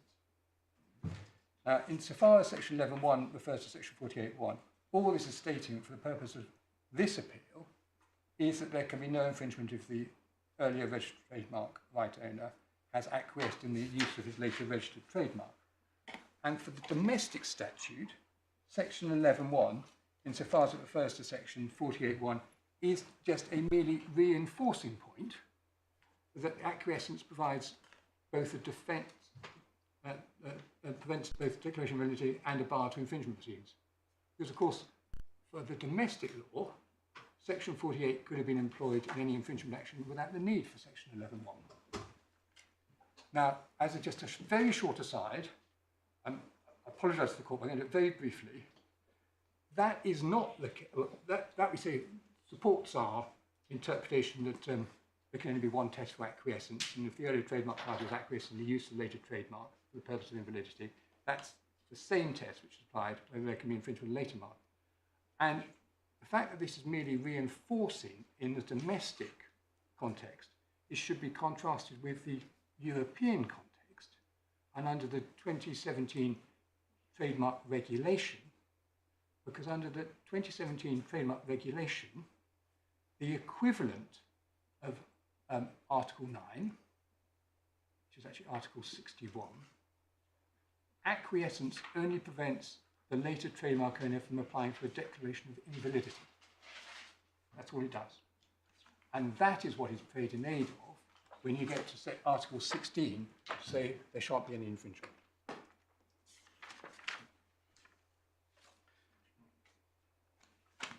So we say that is, again, consistent with there being one ultimate underlying test. If you satisfy it by seeking a declaration of invalidity, sorry, if you stop the clock by seeking a declaration of invalidity, that should apply both to infringement and validity. In any event, we're common ground that if I'm right about acquiescence, this falls apart, and he is right, it falls. The two little points I need just very briefly are the suggestion in my learned friend's skeleton at paragraph 80 that the judge considered the wrong mark. We've addressed this briefly at paragraphs 56 and 57. They now say that the judge should have looked at the UK clone, and because that hadn't been challenged at the time of the trial, that they should have won in relation to this, and the judge got it wrong. But not only was this not raised before the trial judge, in his written opening submissions at paragraph 165, Wolff invited the court to consider the IREU and then adopted those submissions in their closing submissions at paragraph 38. But in any event, let's just stand back and think about it. If the judge had only considered the UK claim in isolation, the defence under section 7 and 11.1 would have failed on the facts for at least three reasons. Firstly, Combe was not actually aware of the UK clone until it was created on the 1st of January 2021. Even if it's deemed to have existed before that, it was impossible for Combe to have known about it. 1st of January 2021. Secondly, Combe was not in a position to oppose the new UK clone until it existed, i.e. on the 1st of January 2021. And thirdly, Combe had already commenced these infringement proceedings in the UK against use of the Vajosan sign when the UK clone first came into existence. So, on any view, if the court had been asked to consider the UK clone in isolation, the defendants could not have made a defence under section 11.1. What the judge actually did then was consider the UK clone in the context of it being the child of the EUIR parent, and he sets that out in paragraph 31 of his judgment, and then he does the analysis starting at paragraphs 170 to 171, and the nature of the defence at 268. So he did consider the correct mark, and because it was only in the context of the pre-existing EU-IR that the defendants could possibly establish any possible ground for acquiescence.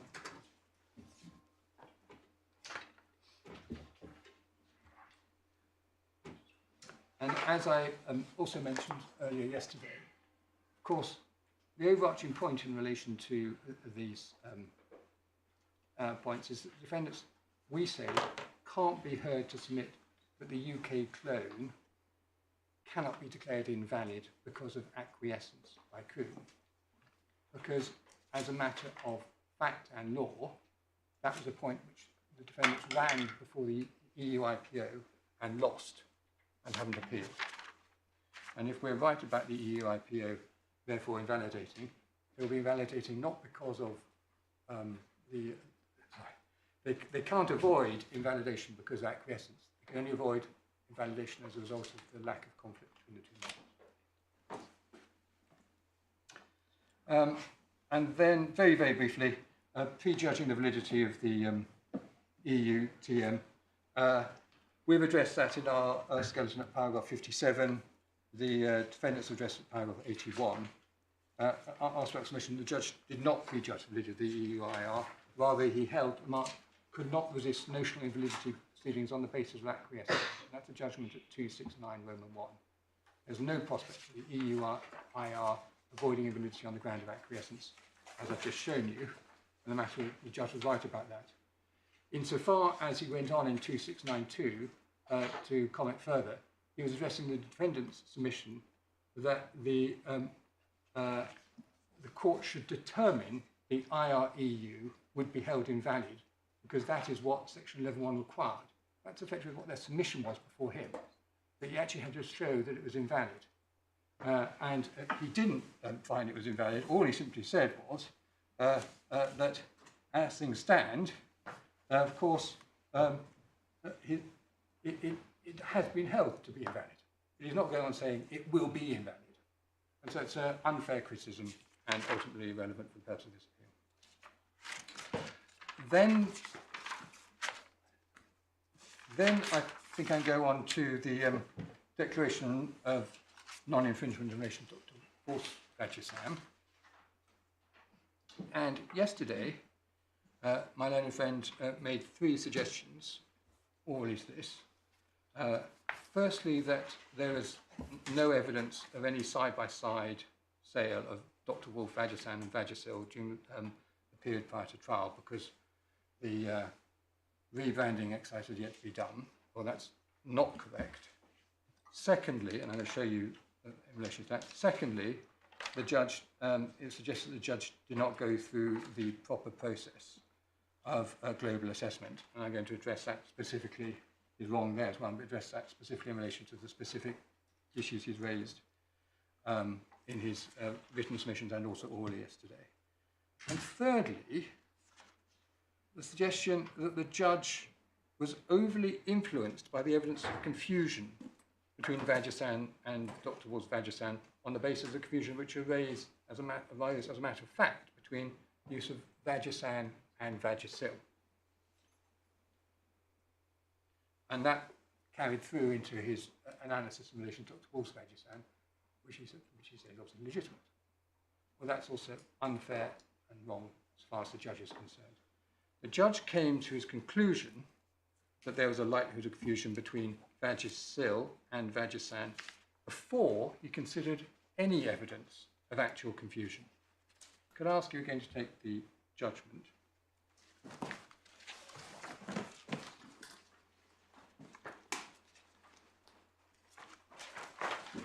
And turn, if you would please, to paragraph 111.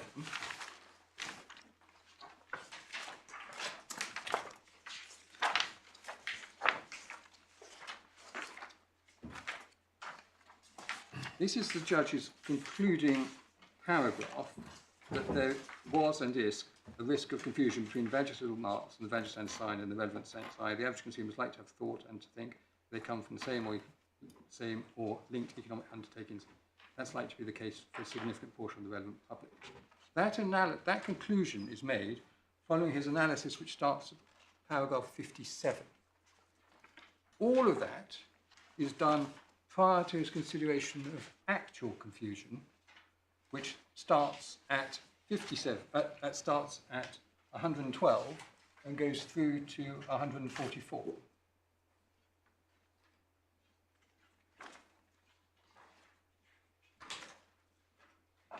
And we say the judge was absolutely right to come to that conclusion, the risk of confusion, in the light of what was admitted and accepted by the defendants. And there are three specific points. Firstly, as re-emphasised by my learned friend yesterday, they admitted that the goods for this purpose were identical. Secondly, could you turn to paragraph 81 of the judgment?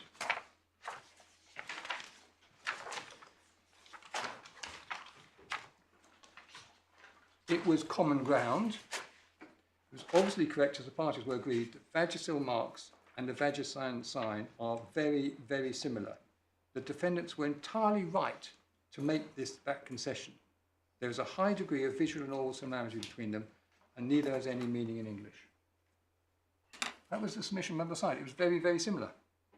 And thirdly, the finding that the average consumer's attentiveness was at the lower end of the scale. And that's the judgment at paragraph 79 on just the previous page. And you see the overall conclusion at 79 Roman 4. So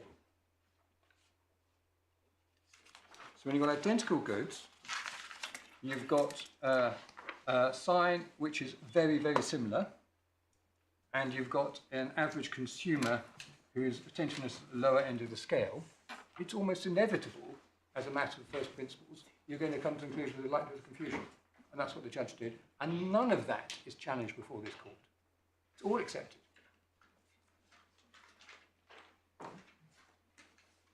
Now that's the background against which the judge then went on and considered Dr. Wolff's Vagisil.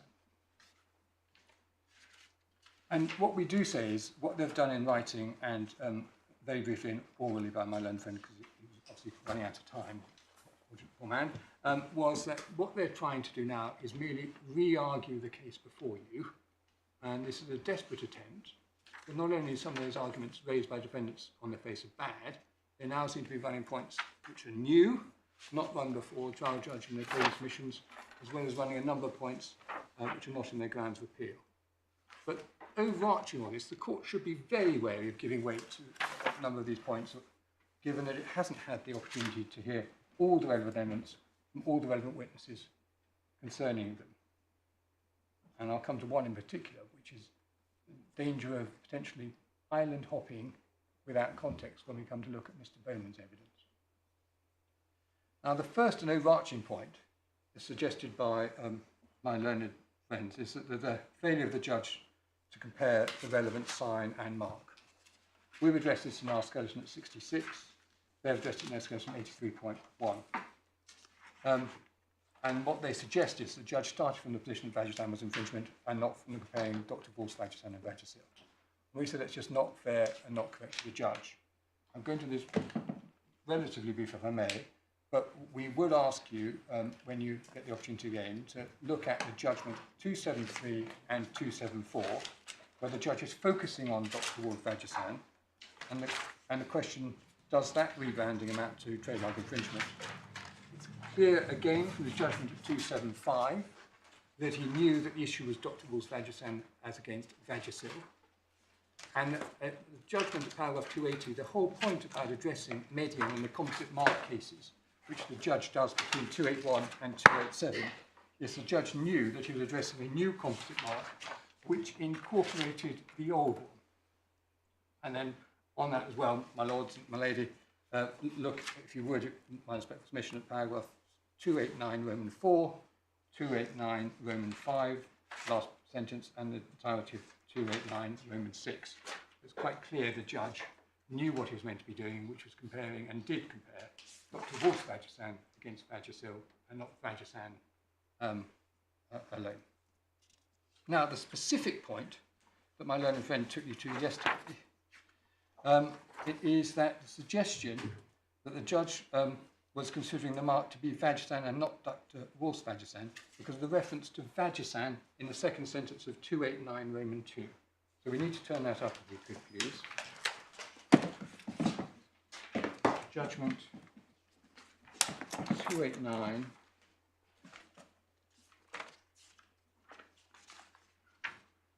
Roman 2. Page 127. So it's page 127 of the abundance. And what my learned lights on is that, to my mind, some of the word Vagisan having its own independence involved. Vagisan is the product being sold. And what they said, he clearly was talking about Vagisan, he wasn't talking about Dr. Wolff's Vagisan. But that is desperately unfair, because what 289 Roman 2 is specifically doing is in having context what was said in 289 Roman 1. And he was being asked, what is the role of Vagisan in the composite mark, Dr. Wolff's Vagisan? And specifically addressing the defendant's own argument set out in 289 Roman 1, namely the average consumer would understand the composite mark to be a Vagisan product from Dr. Wolff. And that's what the judge is addressing in 289 Roman 2. That's what the judge was obliged to do, and he was saying this is it would be understood as being the Vagisan product from Dr. Wolff. And he was entitled to come to that conclusion. Not only was he entitled to, that's what the defendants in fact invited him to do so.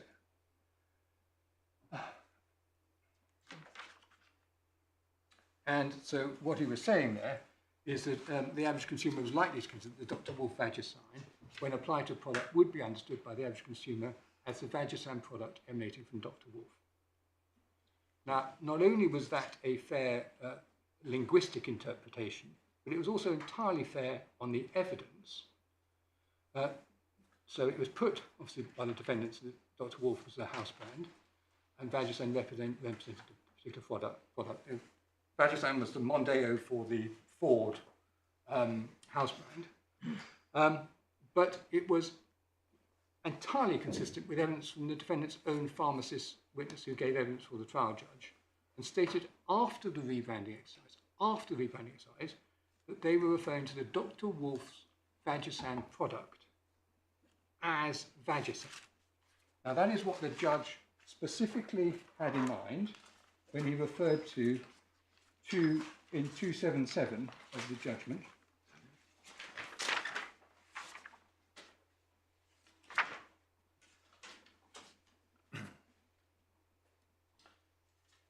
The claimant's responded to on two broad points. The first was the factual point that actually the transition to Dr. Wolff's Vagisan was not yet being made, at least not complete. I do not understand the factual question to be contested. Indeed, it's been supported by evidence. Mr. Bowman confirmed that in his pharmacy, the defense original product, that is the moist cream product. Remember, there are 4 products here.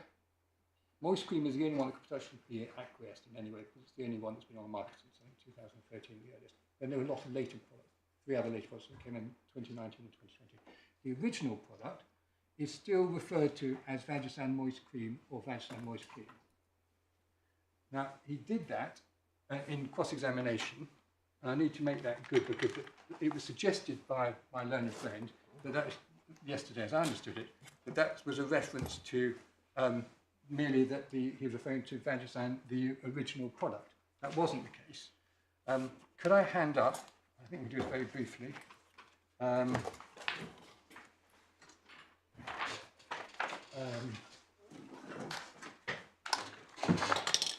Mr. Bowman's cross-examination and the document which he had referred to in his evidence.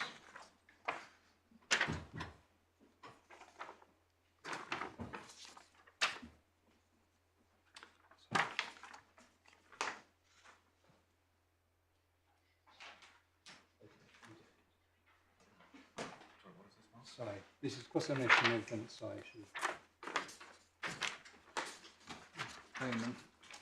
Bowman's cross-examination.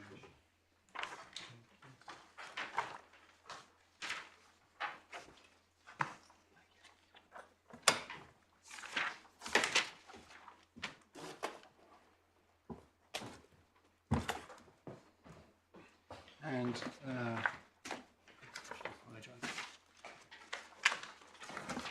now you should have in front of you a picture marked E10 5285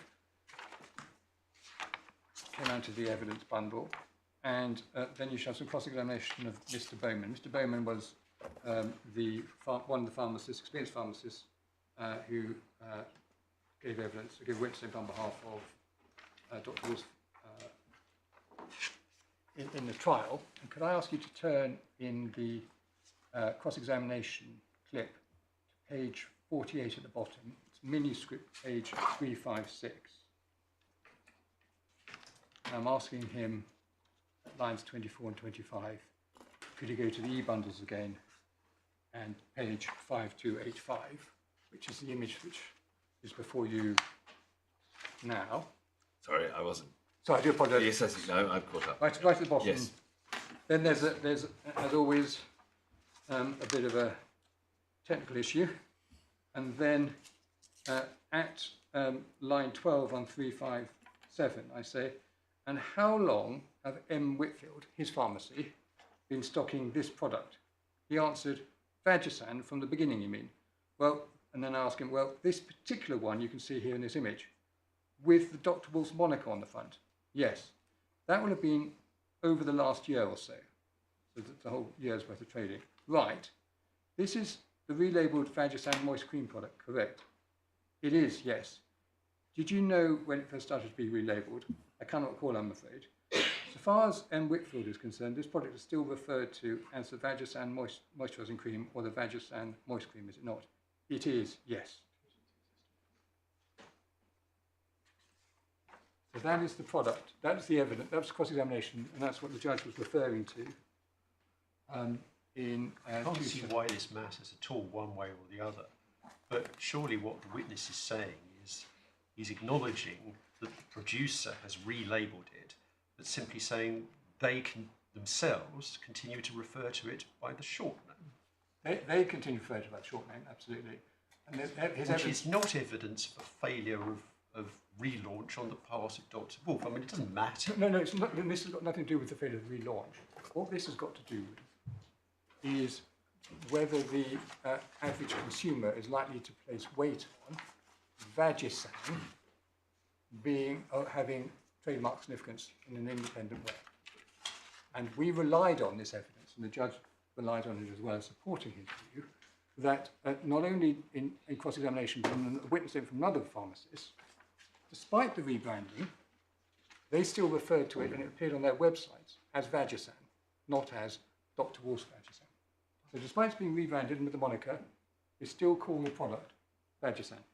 Now, it is just... So you rely upon this evidence as nothing to do with the rebranding issue and how complete or not it was. You say this is evidence of independent distributive character. Yeah, exactly.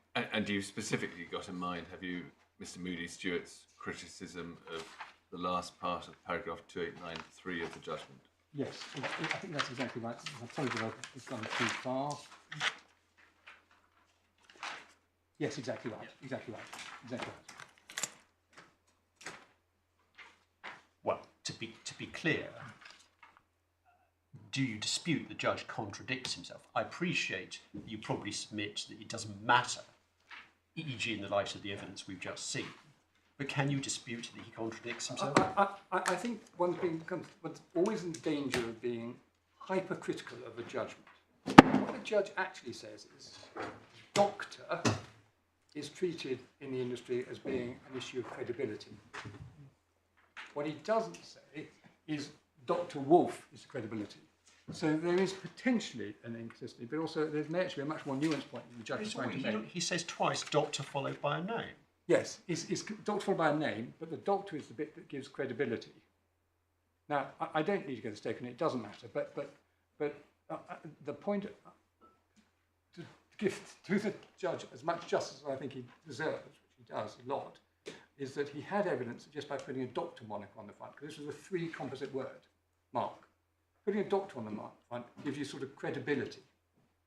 But that doesn't mean that Dr. Wolff is not the house mark, because what he then is finding, but he's then finding that despite it being the house mark, what this is understood as being is this is the Vagisan product emanating from the Dr. Wolff's house mark. So it could be Wolff's for Vagisan, But what they've done is add doctor on the front to give it some sort of credibility. And that's as far as I think I need to go. And I think it's therefore not, if you give the judge the context in which he's writing it, it's not an inconsistency. Although I can appreciate my lord looking at this cold, it may give basis for saying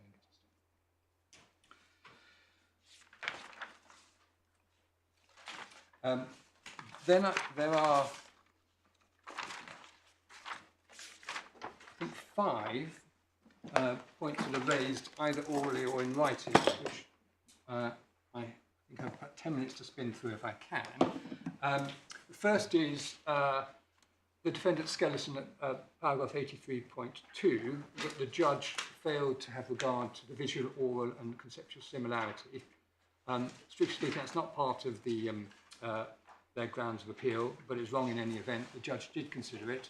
The judge expressly had in mind each of these points, and you can see that in the judgment in paragraph 276, addressing the defendant's contention relating to the visual, oral and conceptual differences, and the reference back to the distinctive and striking aspect of the consumer, i.e. the visual part, and the phonetic distinction, i.e. the oral part, and the difference of the first 3 syllables, again being oral and conceptual differences. That's what he all has in mind in terms of the submissions at 276. And then he had addressed and had those in mind when he understood his job, which was do the analysis, which he then did in his judgment at 289. 289 Roman 1, he considers the phonetic and oral differences. 289 Roman 1, he also considers the conceptual difference as a result of phenomenal and possessive significance. 289 Roman 5, line 4, he considered the visual impression and conceptual, and the conclusion of 289 Roman 6, he sees the differences but still perceives Vagisan as having an independent distinctive role. So he did the exercise. Having done that exercise, noted the differences, he still came to the conclusion he was entitled to come to, that Vagisan had an independent distinctive role.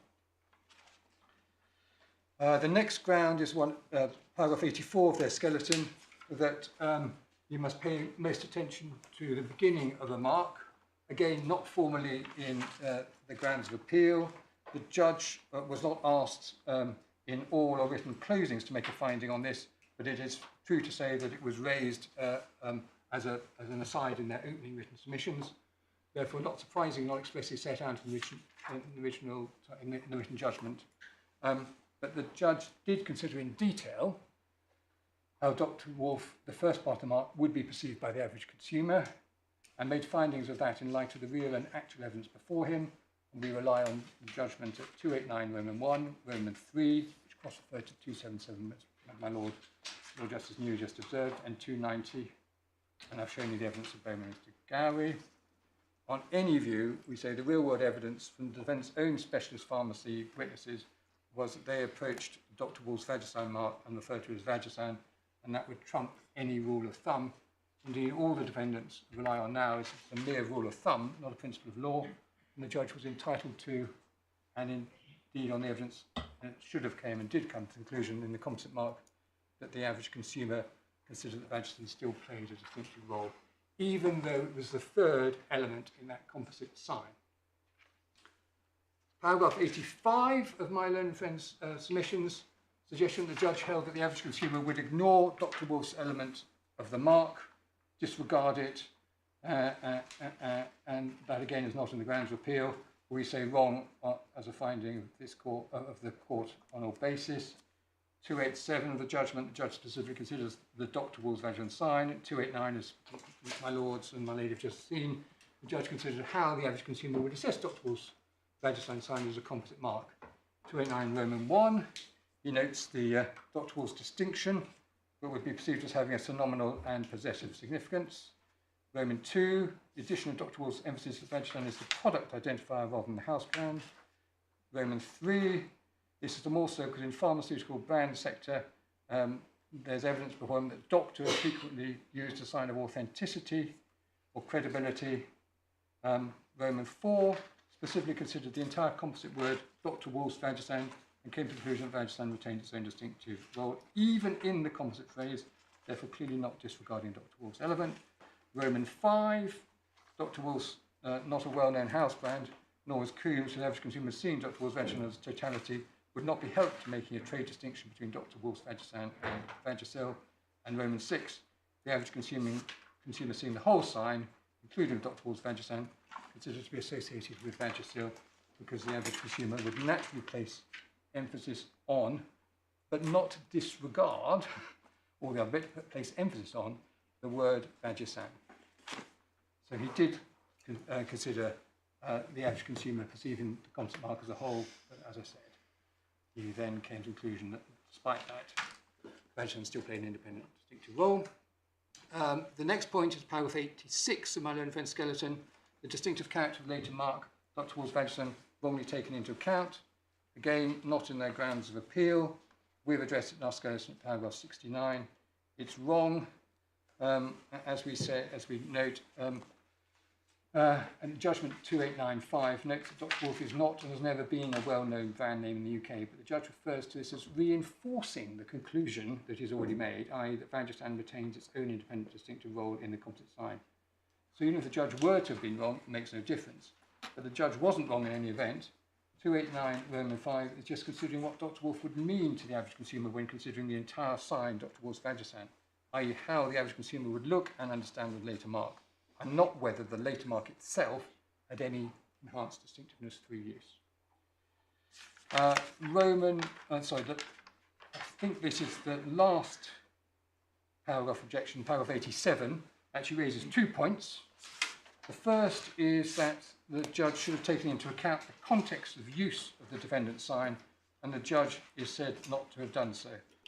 This is a highly surprising submission from my learned friends, because before the first instance judge, we have, and again from my learned friends' skeleton argument, we still wholly fail to understand what the context of use is that he should have taken into account. We asked them at first instance, they didn't come up with anything, they haven't come up with anything now. Even more difficult when, of course, what they're looking for here is a declaration of non-infringement in relation to this use in all contexts.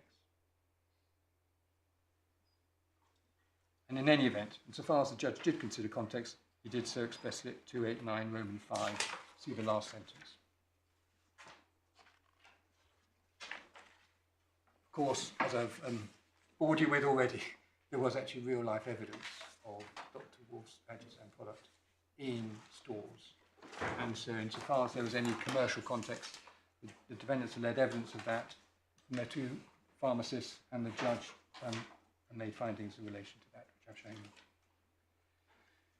you. The second point in paragraph 87 of my learned friend skeleton argument is that the judge failed to give any weight to the descriptive element of Vagi as at September 2020. This again is quite an interesting point, I'll put it that way. If the date is said to be relevant, it's never been a point that's ever been articulated by the defendants before until this skeleton argument. As a general point, the descriptive aspect of Vagi or stroke Vagis was dealt with by the judge when he was doing the comparison between Vagisil and Vagisan alone. And he did that in his judgment of paragraphs 90 through to 105. And if one turns to 105, please, you will see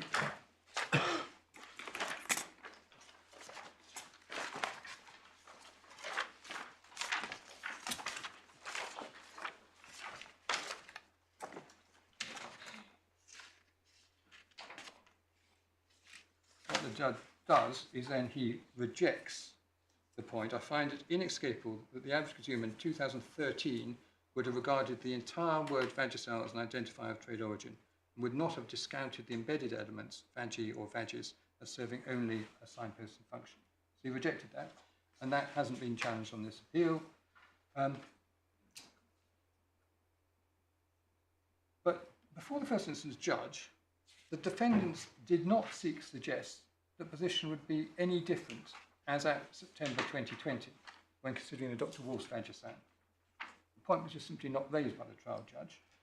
And on the contrary, the defendants accepted for Vagisan alone, Vagisan solus, there would be no material difference between assessing the likelihood of confusion or infringement between February 2013, January 2019, and February 2020. To make that good, could I ask you to turn to paragraphs 48 to 51 of the judgment, please?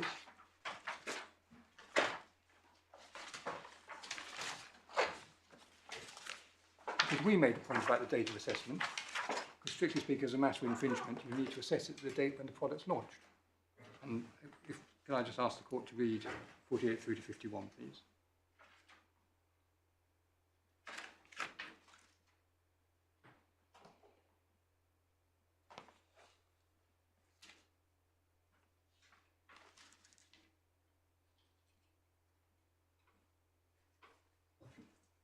So no challenge to those dates.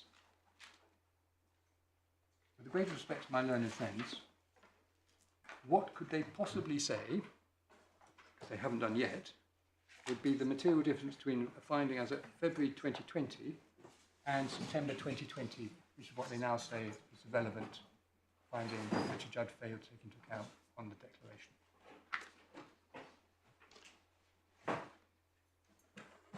Never been pleaded, never argued, and apparently on the concession wouldn't have made any beam of difference at all between February 2020 and September 2020.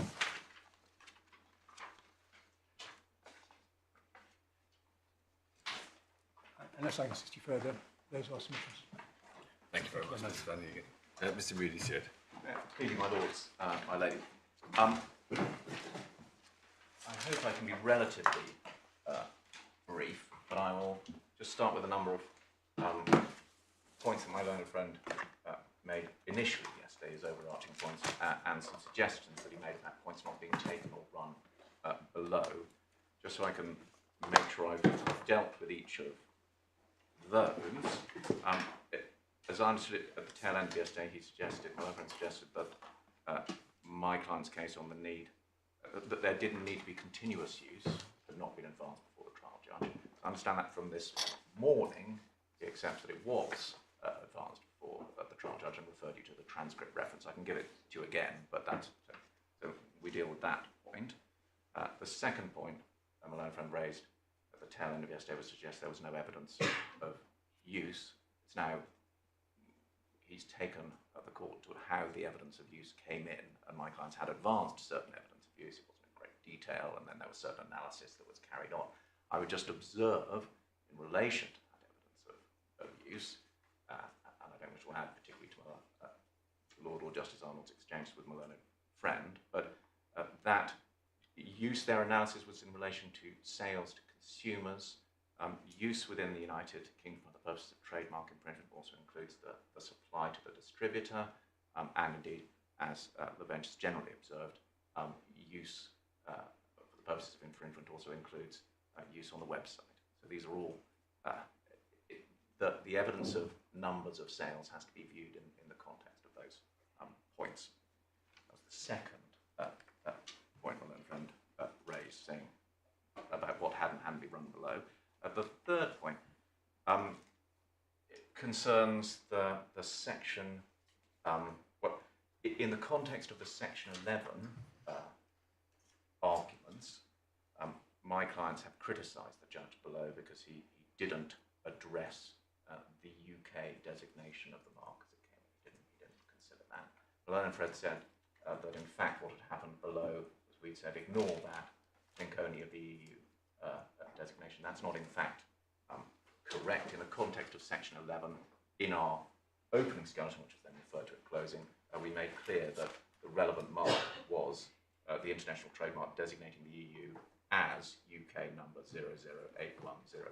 I can hand that up. I don't think anything turns on it. It's just, if my learned friend is saying we hadn't raised points or didn't draw a distinction and say it was important, I just wanted to correct the position. All right, well, we'll have that for complete. Pass that. You can pass them. Can you? Thank you so much. Right. So those are there, and while I am... So it's 1652. That mark continues to stand registered on the EU TM register. That was the mark. The international trademark designating the EU as UK 008109851886. Yes. So that's important. No, then he went on, that mark, 1652, currently stands registered on the EU TM. That That's what we understood in the submission.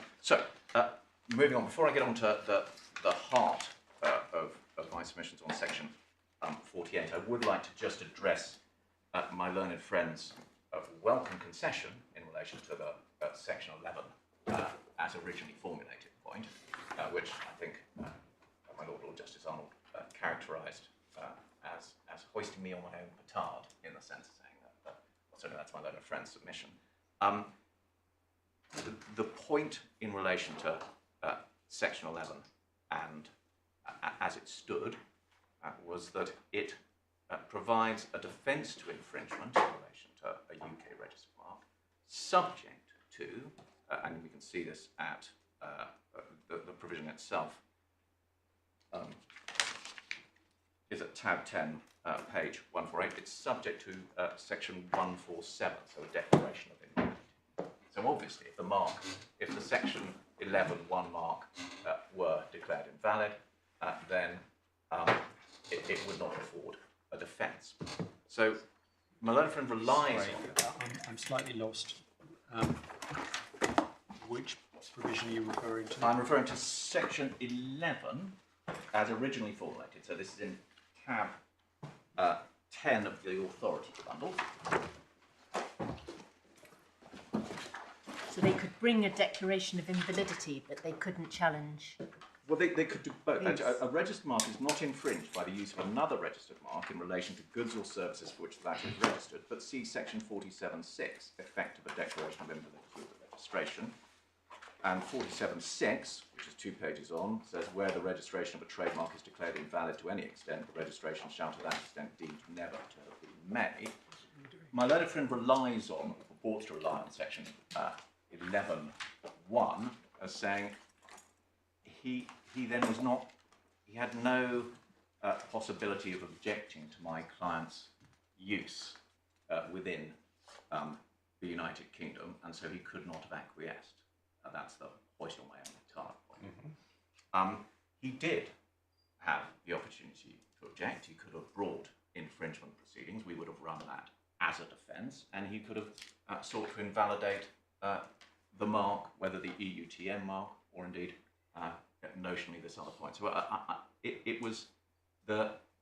It is not. How could have infringement proceedings been brought before the 1st of January 2021? Sorry, how could infringement proceedings of the of my learned friends? So I'm not sure I understand my Lord's question. Sorry, how could he have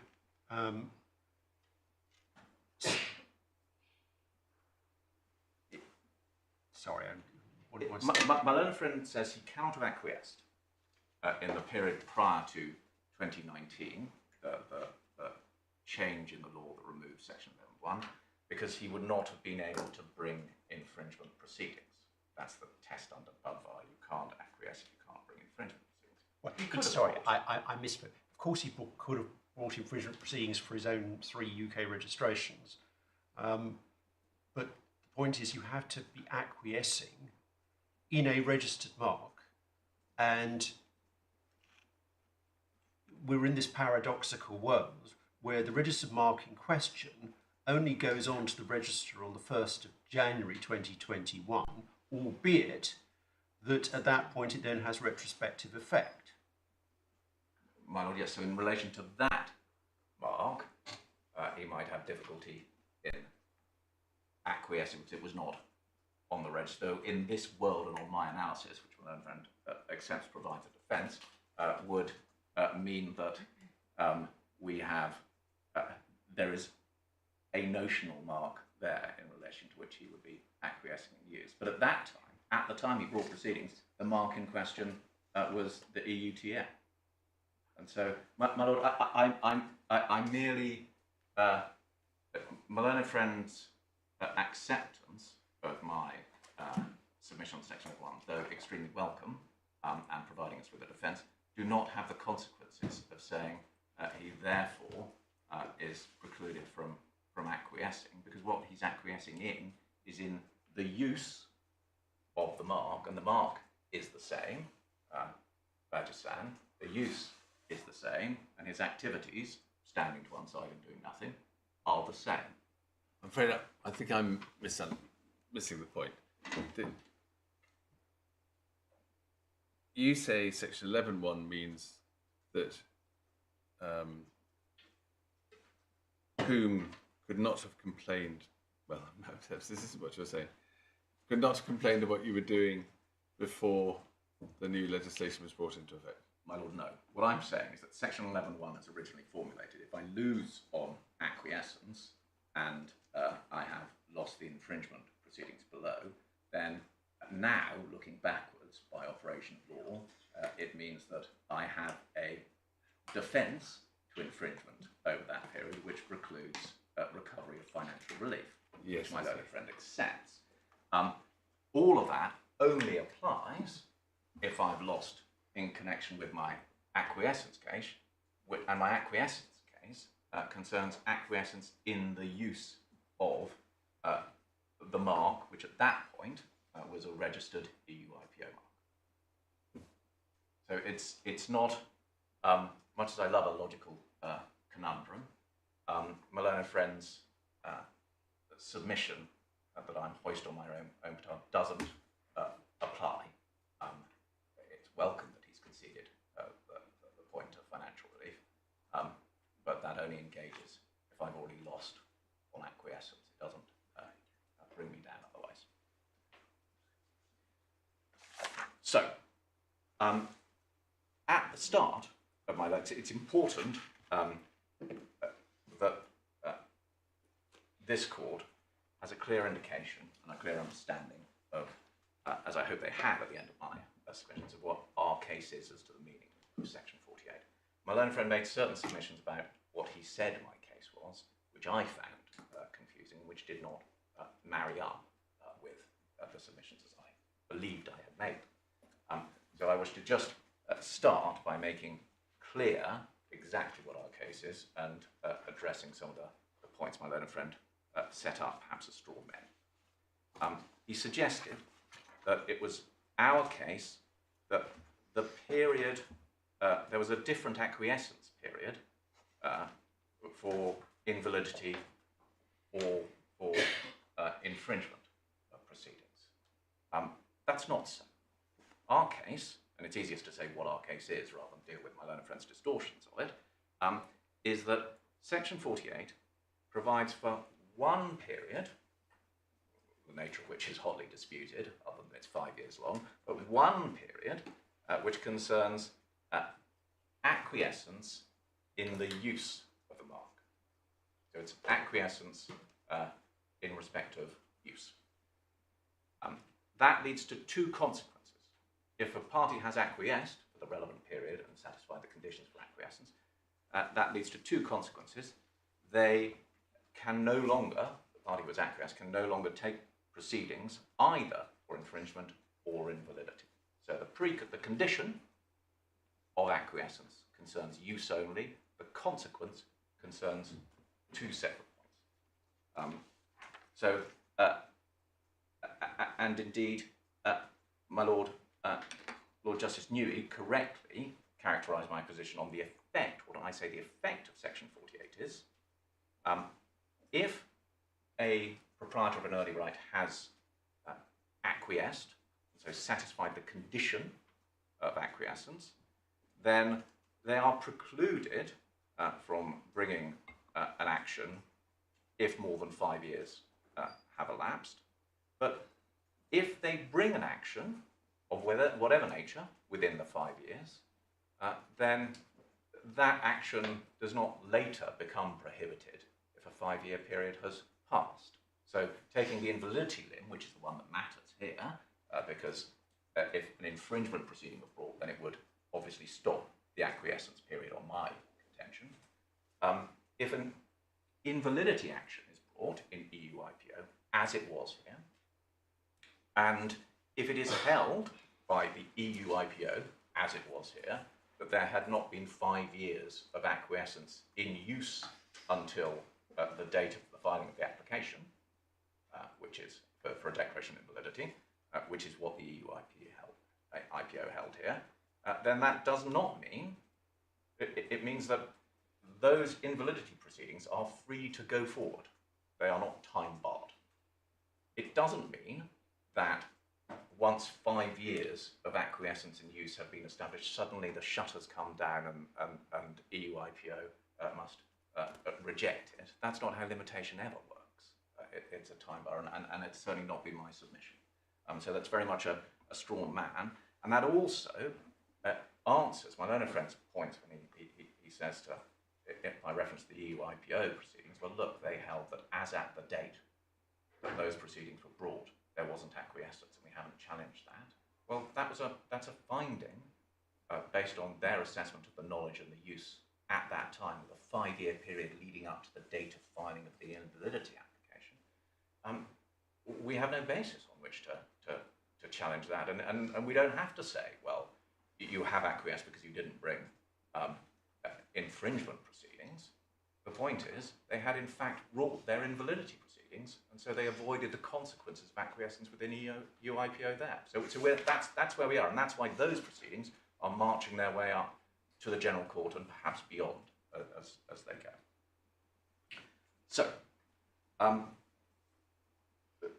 a second point that my learned friend made on my submissions that I wish to make absolutely clear is to say we were not clear as to the test we were running in relation to what was needed, or our contentions, what was needed to interrupt the period of acquiescence.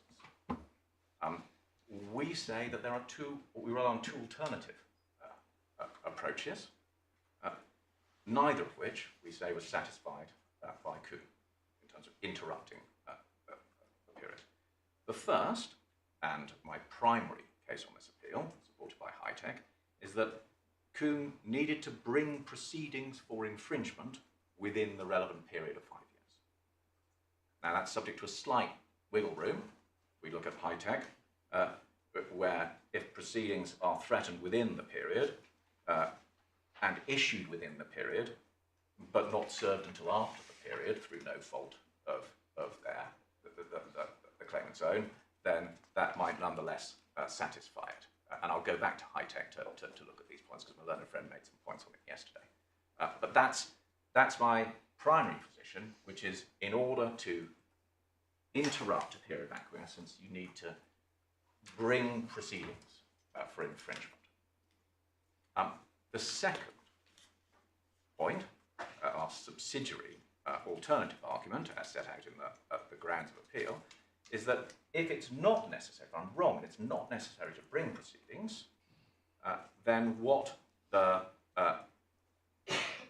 claimant must do to interrupt the period of acquiescence is to make serious, detailed, and credible threats of infringement proceedings by way of a letter before action and serving, for example, draft particulars. So if you don't actually have to issue, then you have to make a proper threat and you have to follow it up. And I would also say probably bring proceedings later. But that's my sort of fallback position, which is akin, subject to the not needing to serve proceedings later, akin to the approach that Lord Justice Arnold highlighted in W3. And we say on the facts here, as found, neither was satisfied. So that brings me on to what has taken quite a lot of time in these proceedings and is the subject of the detailed commentary in the German Kommentar, and is a matter for this court to wrestle with, is the issue of whether or not acquiescence for a period of 5 years requires continuous use. And I use that in the broadest sense to cover a range of things.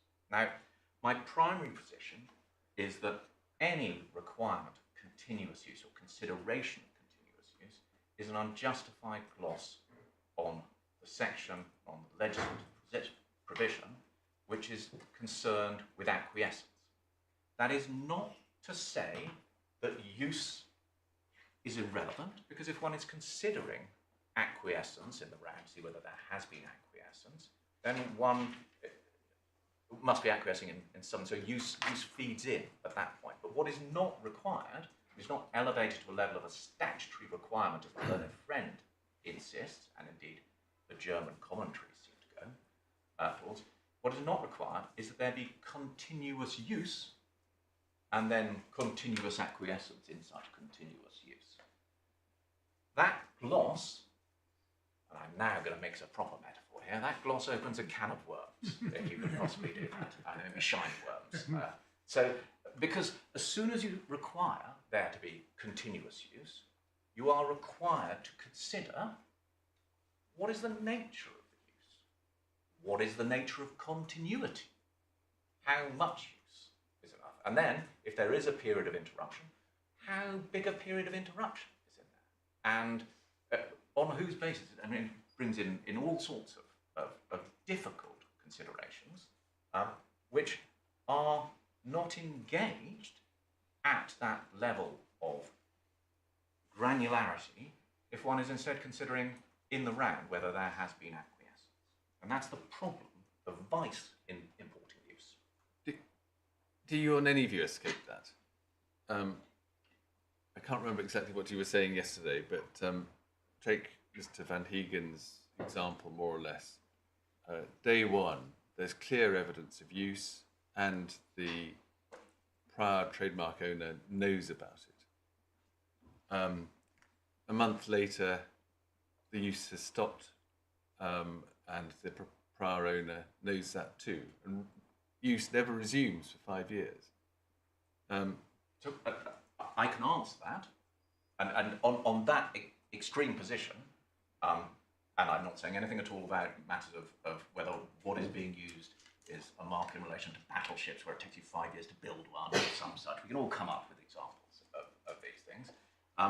But I can answer that and say that in an extreme position where there is one instance of use and a claimant is aware of that, but then becomes aware, and indeed the defendant is also aware, that there is no further repeat. Then on that basis, without considering the need for continuous use, one can say, well, is that really acquiescence for a period of 5 years?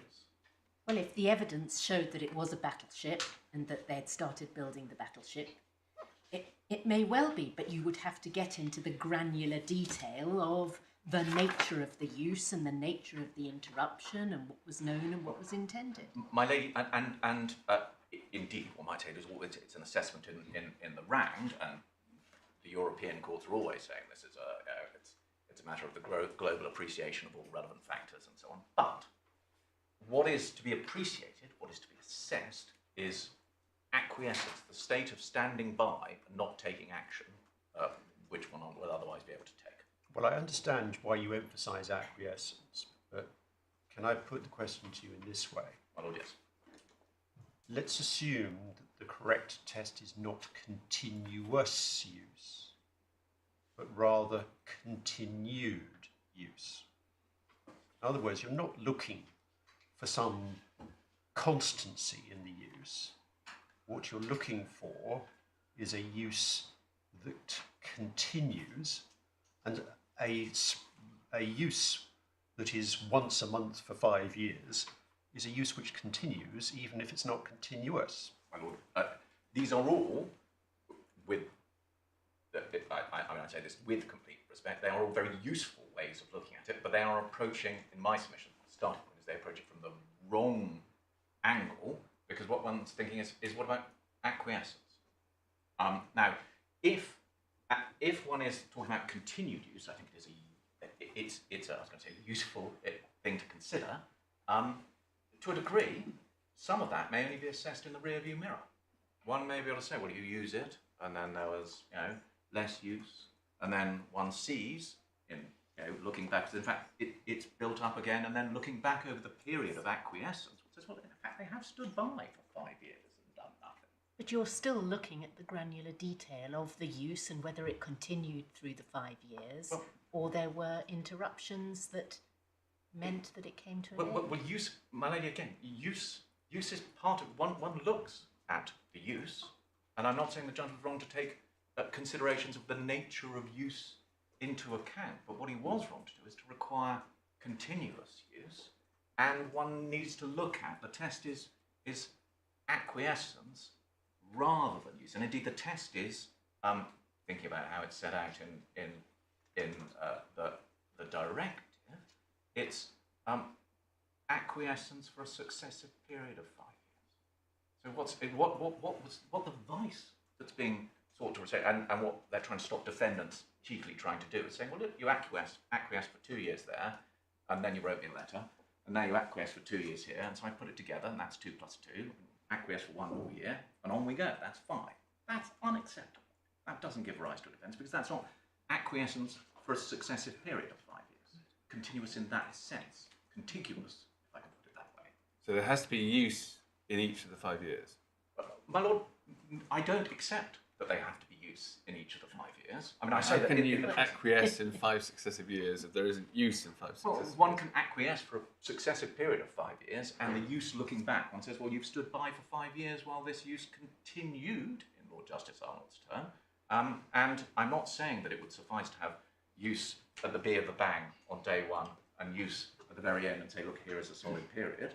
That might, you'd say, well, in the round, you haven't really acquiesced in continued use, or acquiesced for a continued period, because it's not, it doesn't amount to acquiesce. But it's, the vice is giving undue prominence and then leading into the test my learned friend lures you towards levels of use. I mean, my Lord Justice Newey's question about what use is sufficient to start infringement, and is, the period, infringing use. Is it enough to continue? Is there a different test? My learned friend was saying, well, can I go for a different test? It's enough to start it and then some different test going forward. My Lord Justice Arnold's question, use, is it greater or less than the use that is required for the purpose of establishing infringement? And so he said, well, no, actually, it could be, I think my learned friend got to a point where there might be use that was, I don't know whether it was above or below something that could be objected to in terms of infringement being acquiesced in. But it certainly then shades into issues of genuine use, which were under the section, the non-use provisions. It leads to a vice of a series of unnecessary tests when the question is, has there been in the round acquiescence? Why wouldn't it make sense at least to have a requirement that there be use to a standard that would constitute infringement on a continued basis, in the sense that there is no identifiable interruption? So, my lord, that is I'm going to respond to that on 2 bases, because there's the facts of the present case, where I say we've used it for the purpose of infringement all the way through, and that suffices. And then there's my answer in principle, which is that in my submission, the only relevant use test is relevance for the purposes of infringement. Because if the nature of the test is acquiescing use that could be opposed, if you can oppose it, it's an infringement. Yeah, it's an infringing use for the purposes of Section 10 of the Act, as it would be, which details the nature of infringing use under 10.4 and all the various things in comparative advertising, use of websites, so on and so forth. It is not use tied into sales, or must be sales to a particular sector of the public, or whatever. It could be importation, it can be export, it can be all of those matters. So the relevant use for the purposes of acquiescence in use is infringing use. That's the only rational test. Your second question, which is continued, and I value the phrasing in that way,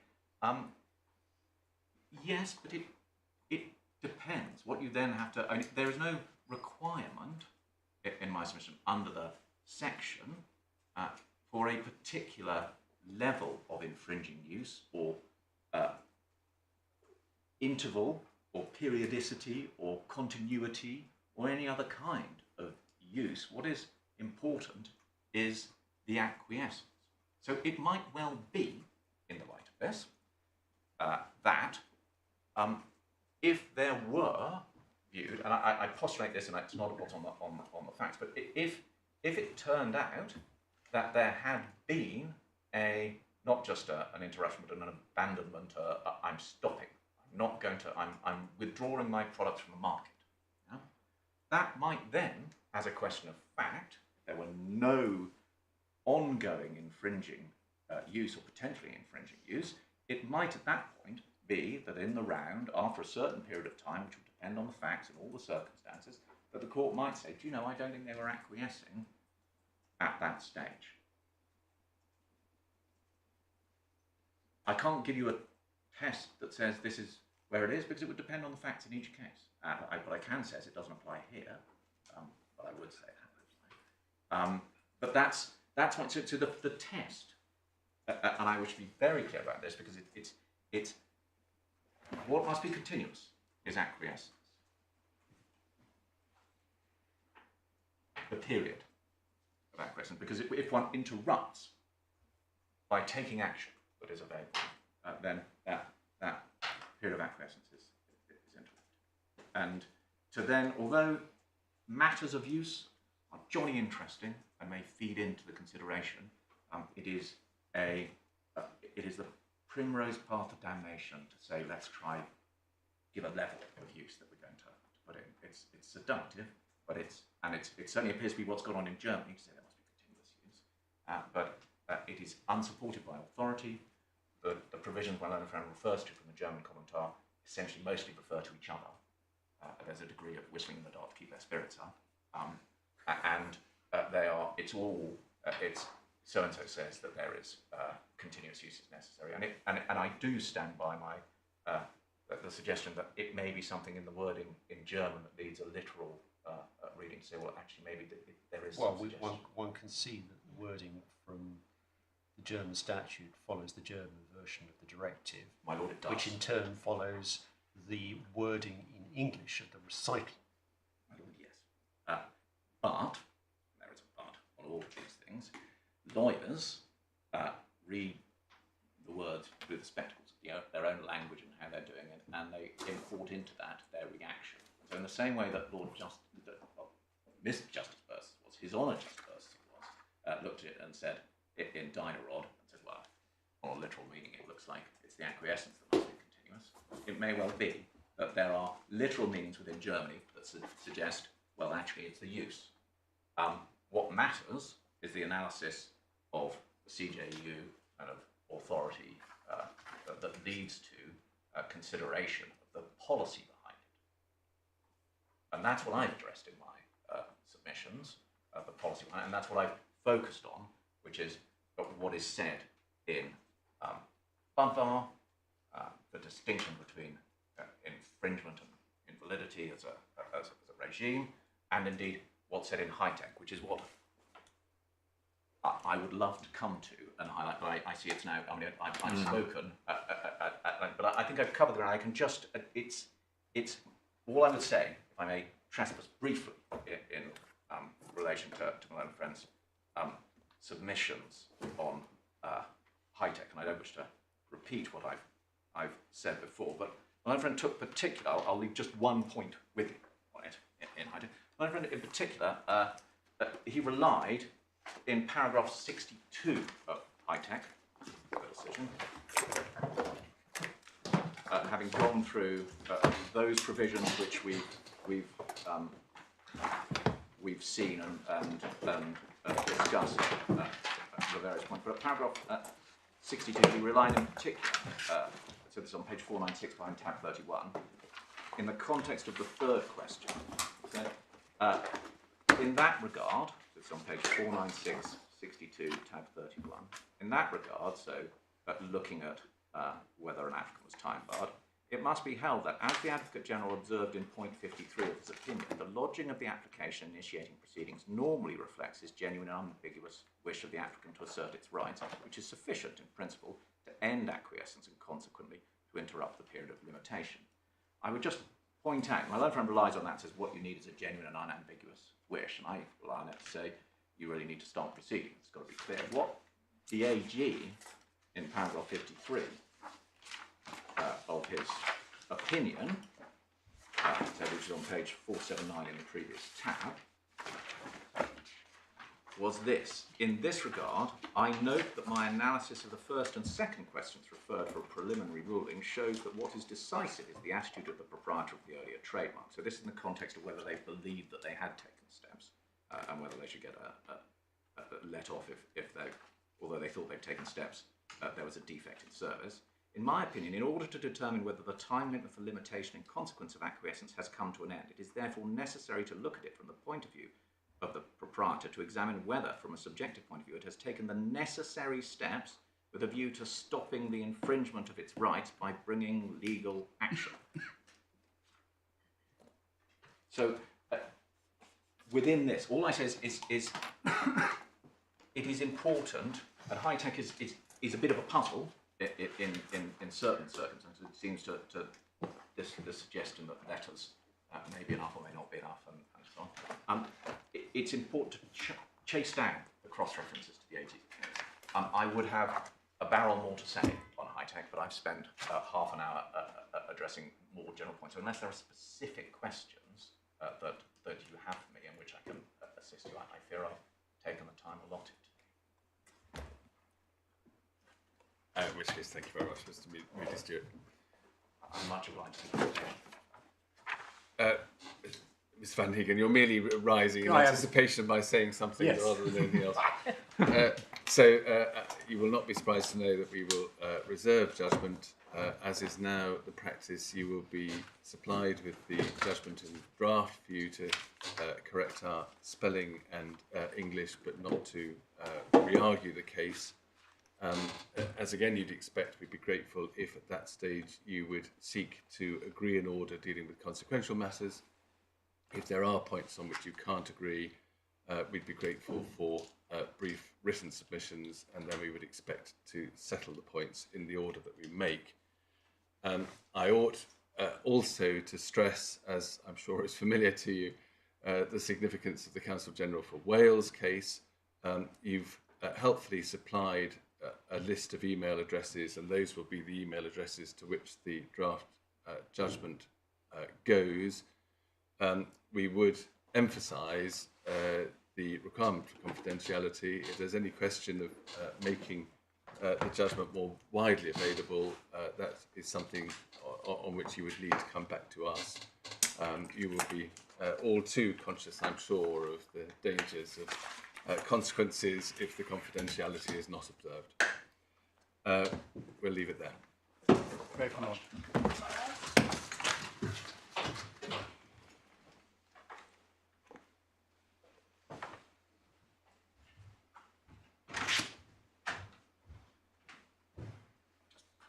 In the eye with the microphone. It's really low back.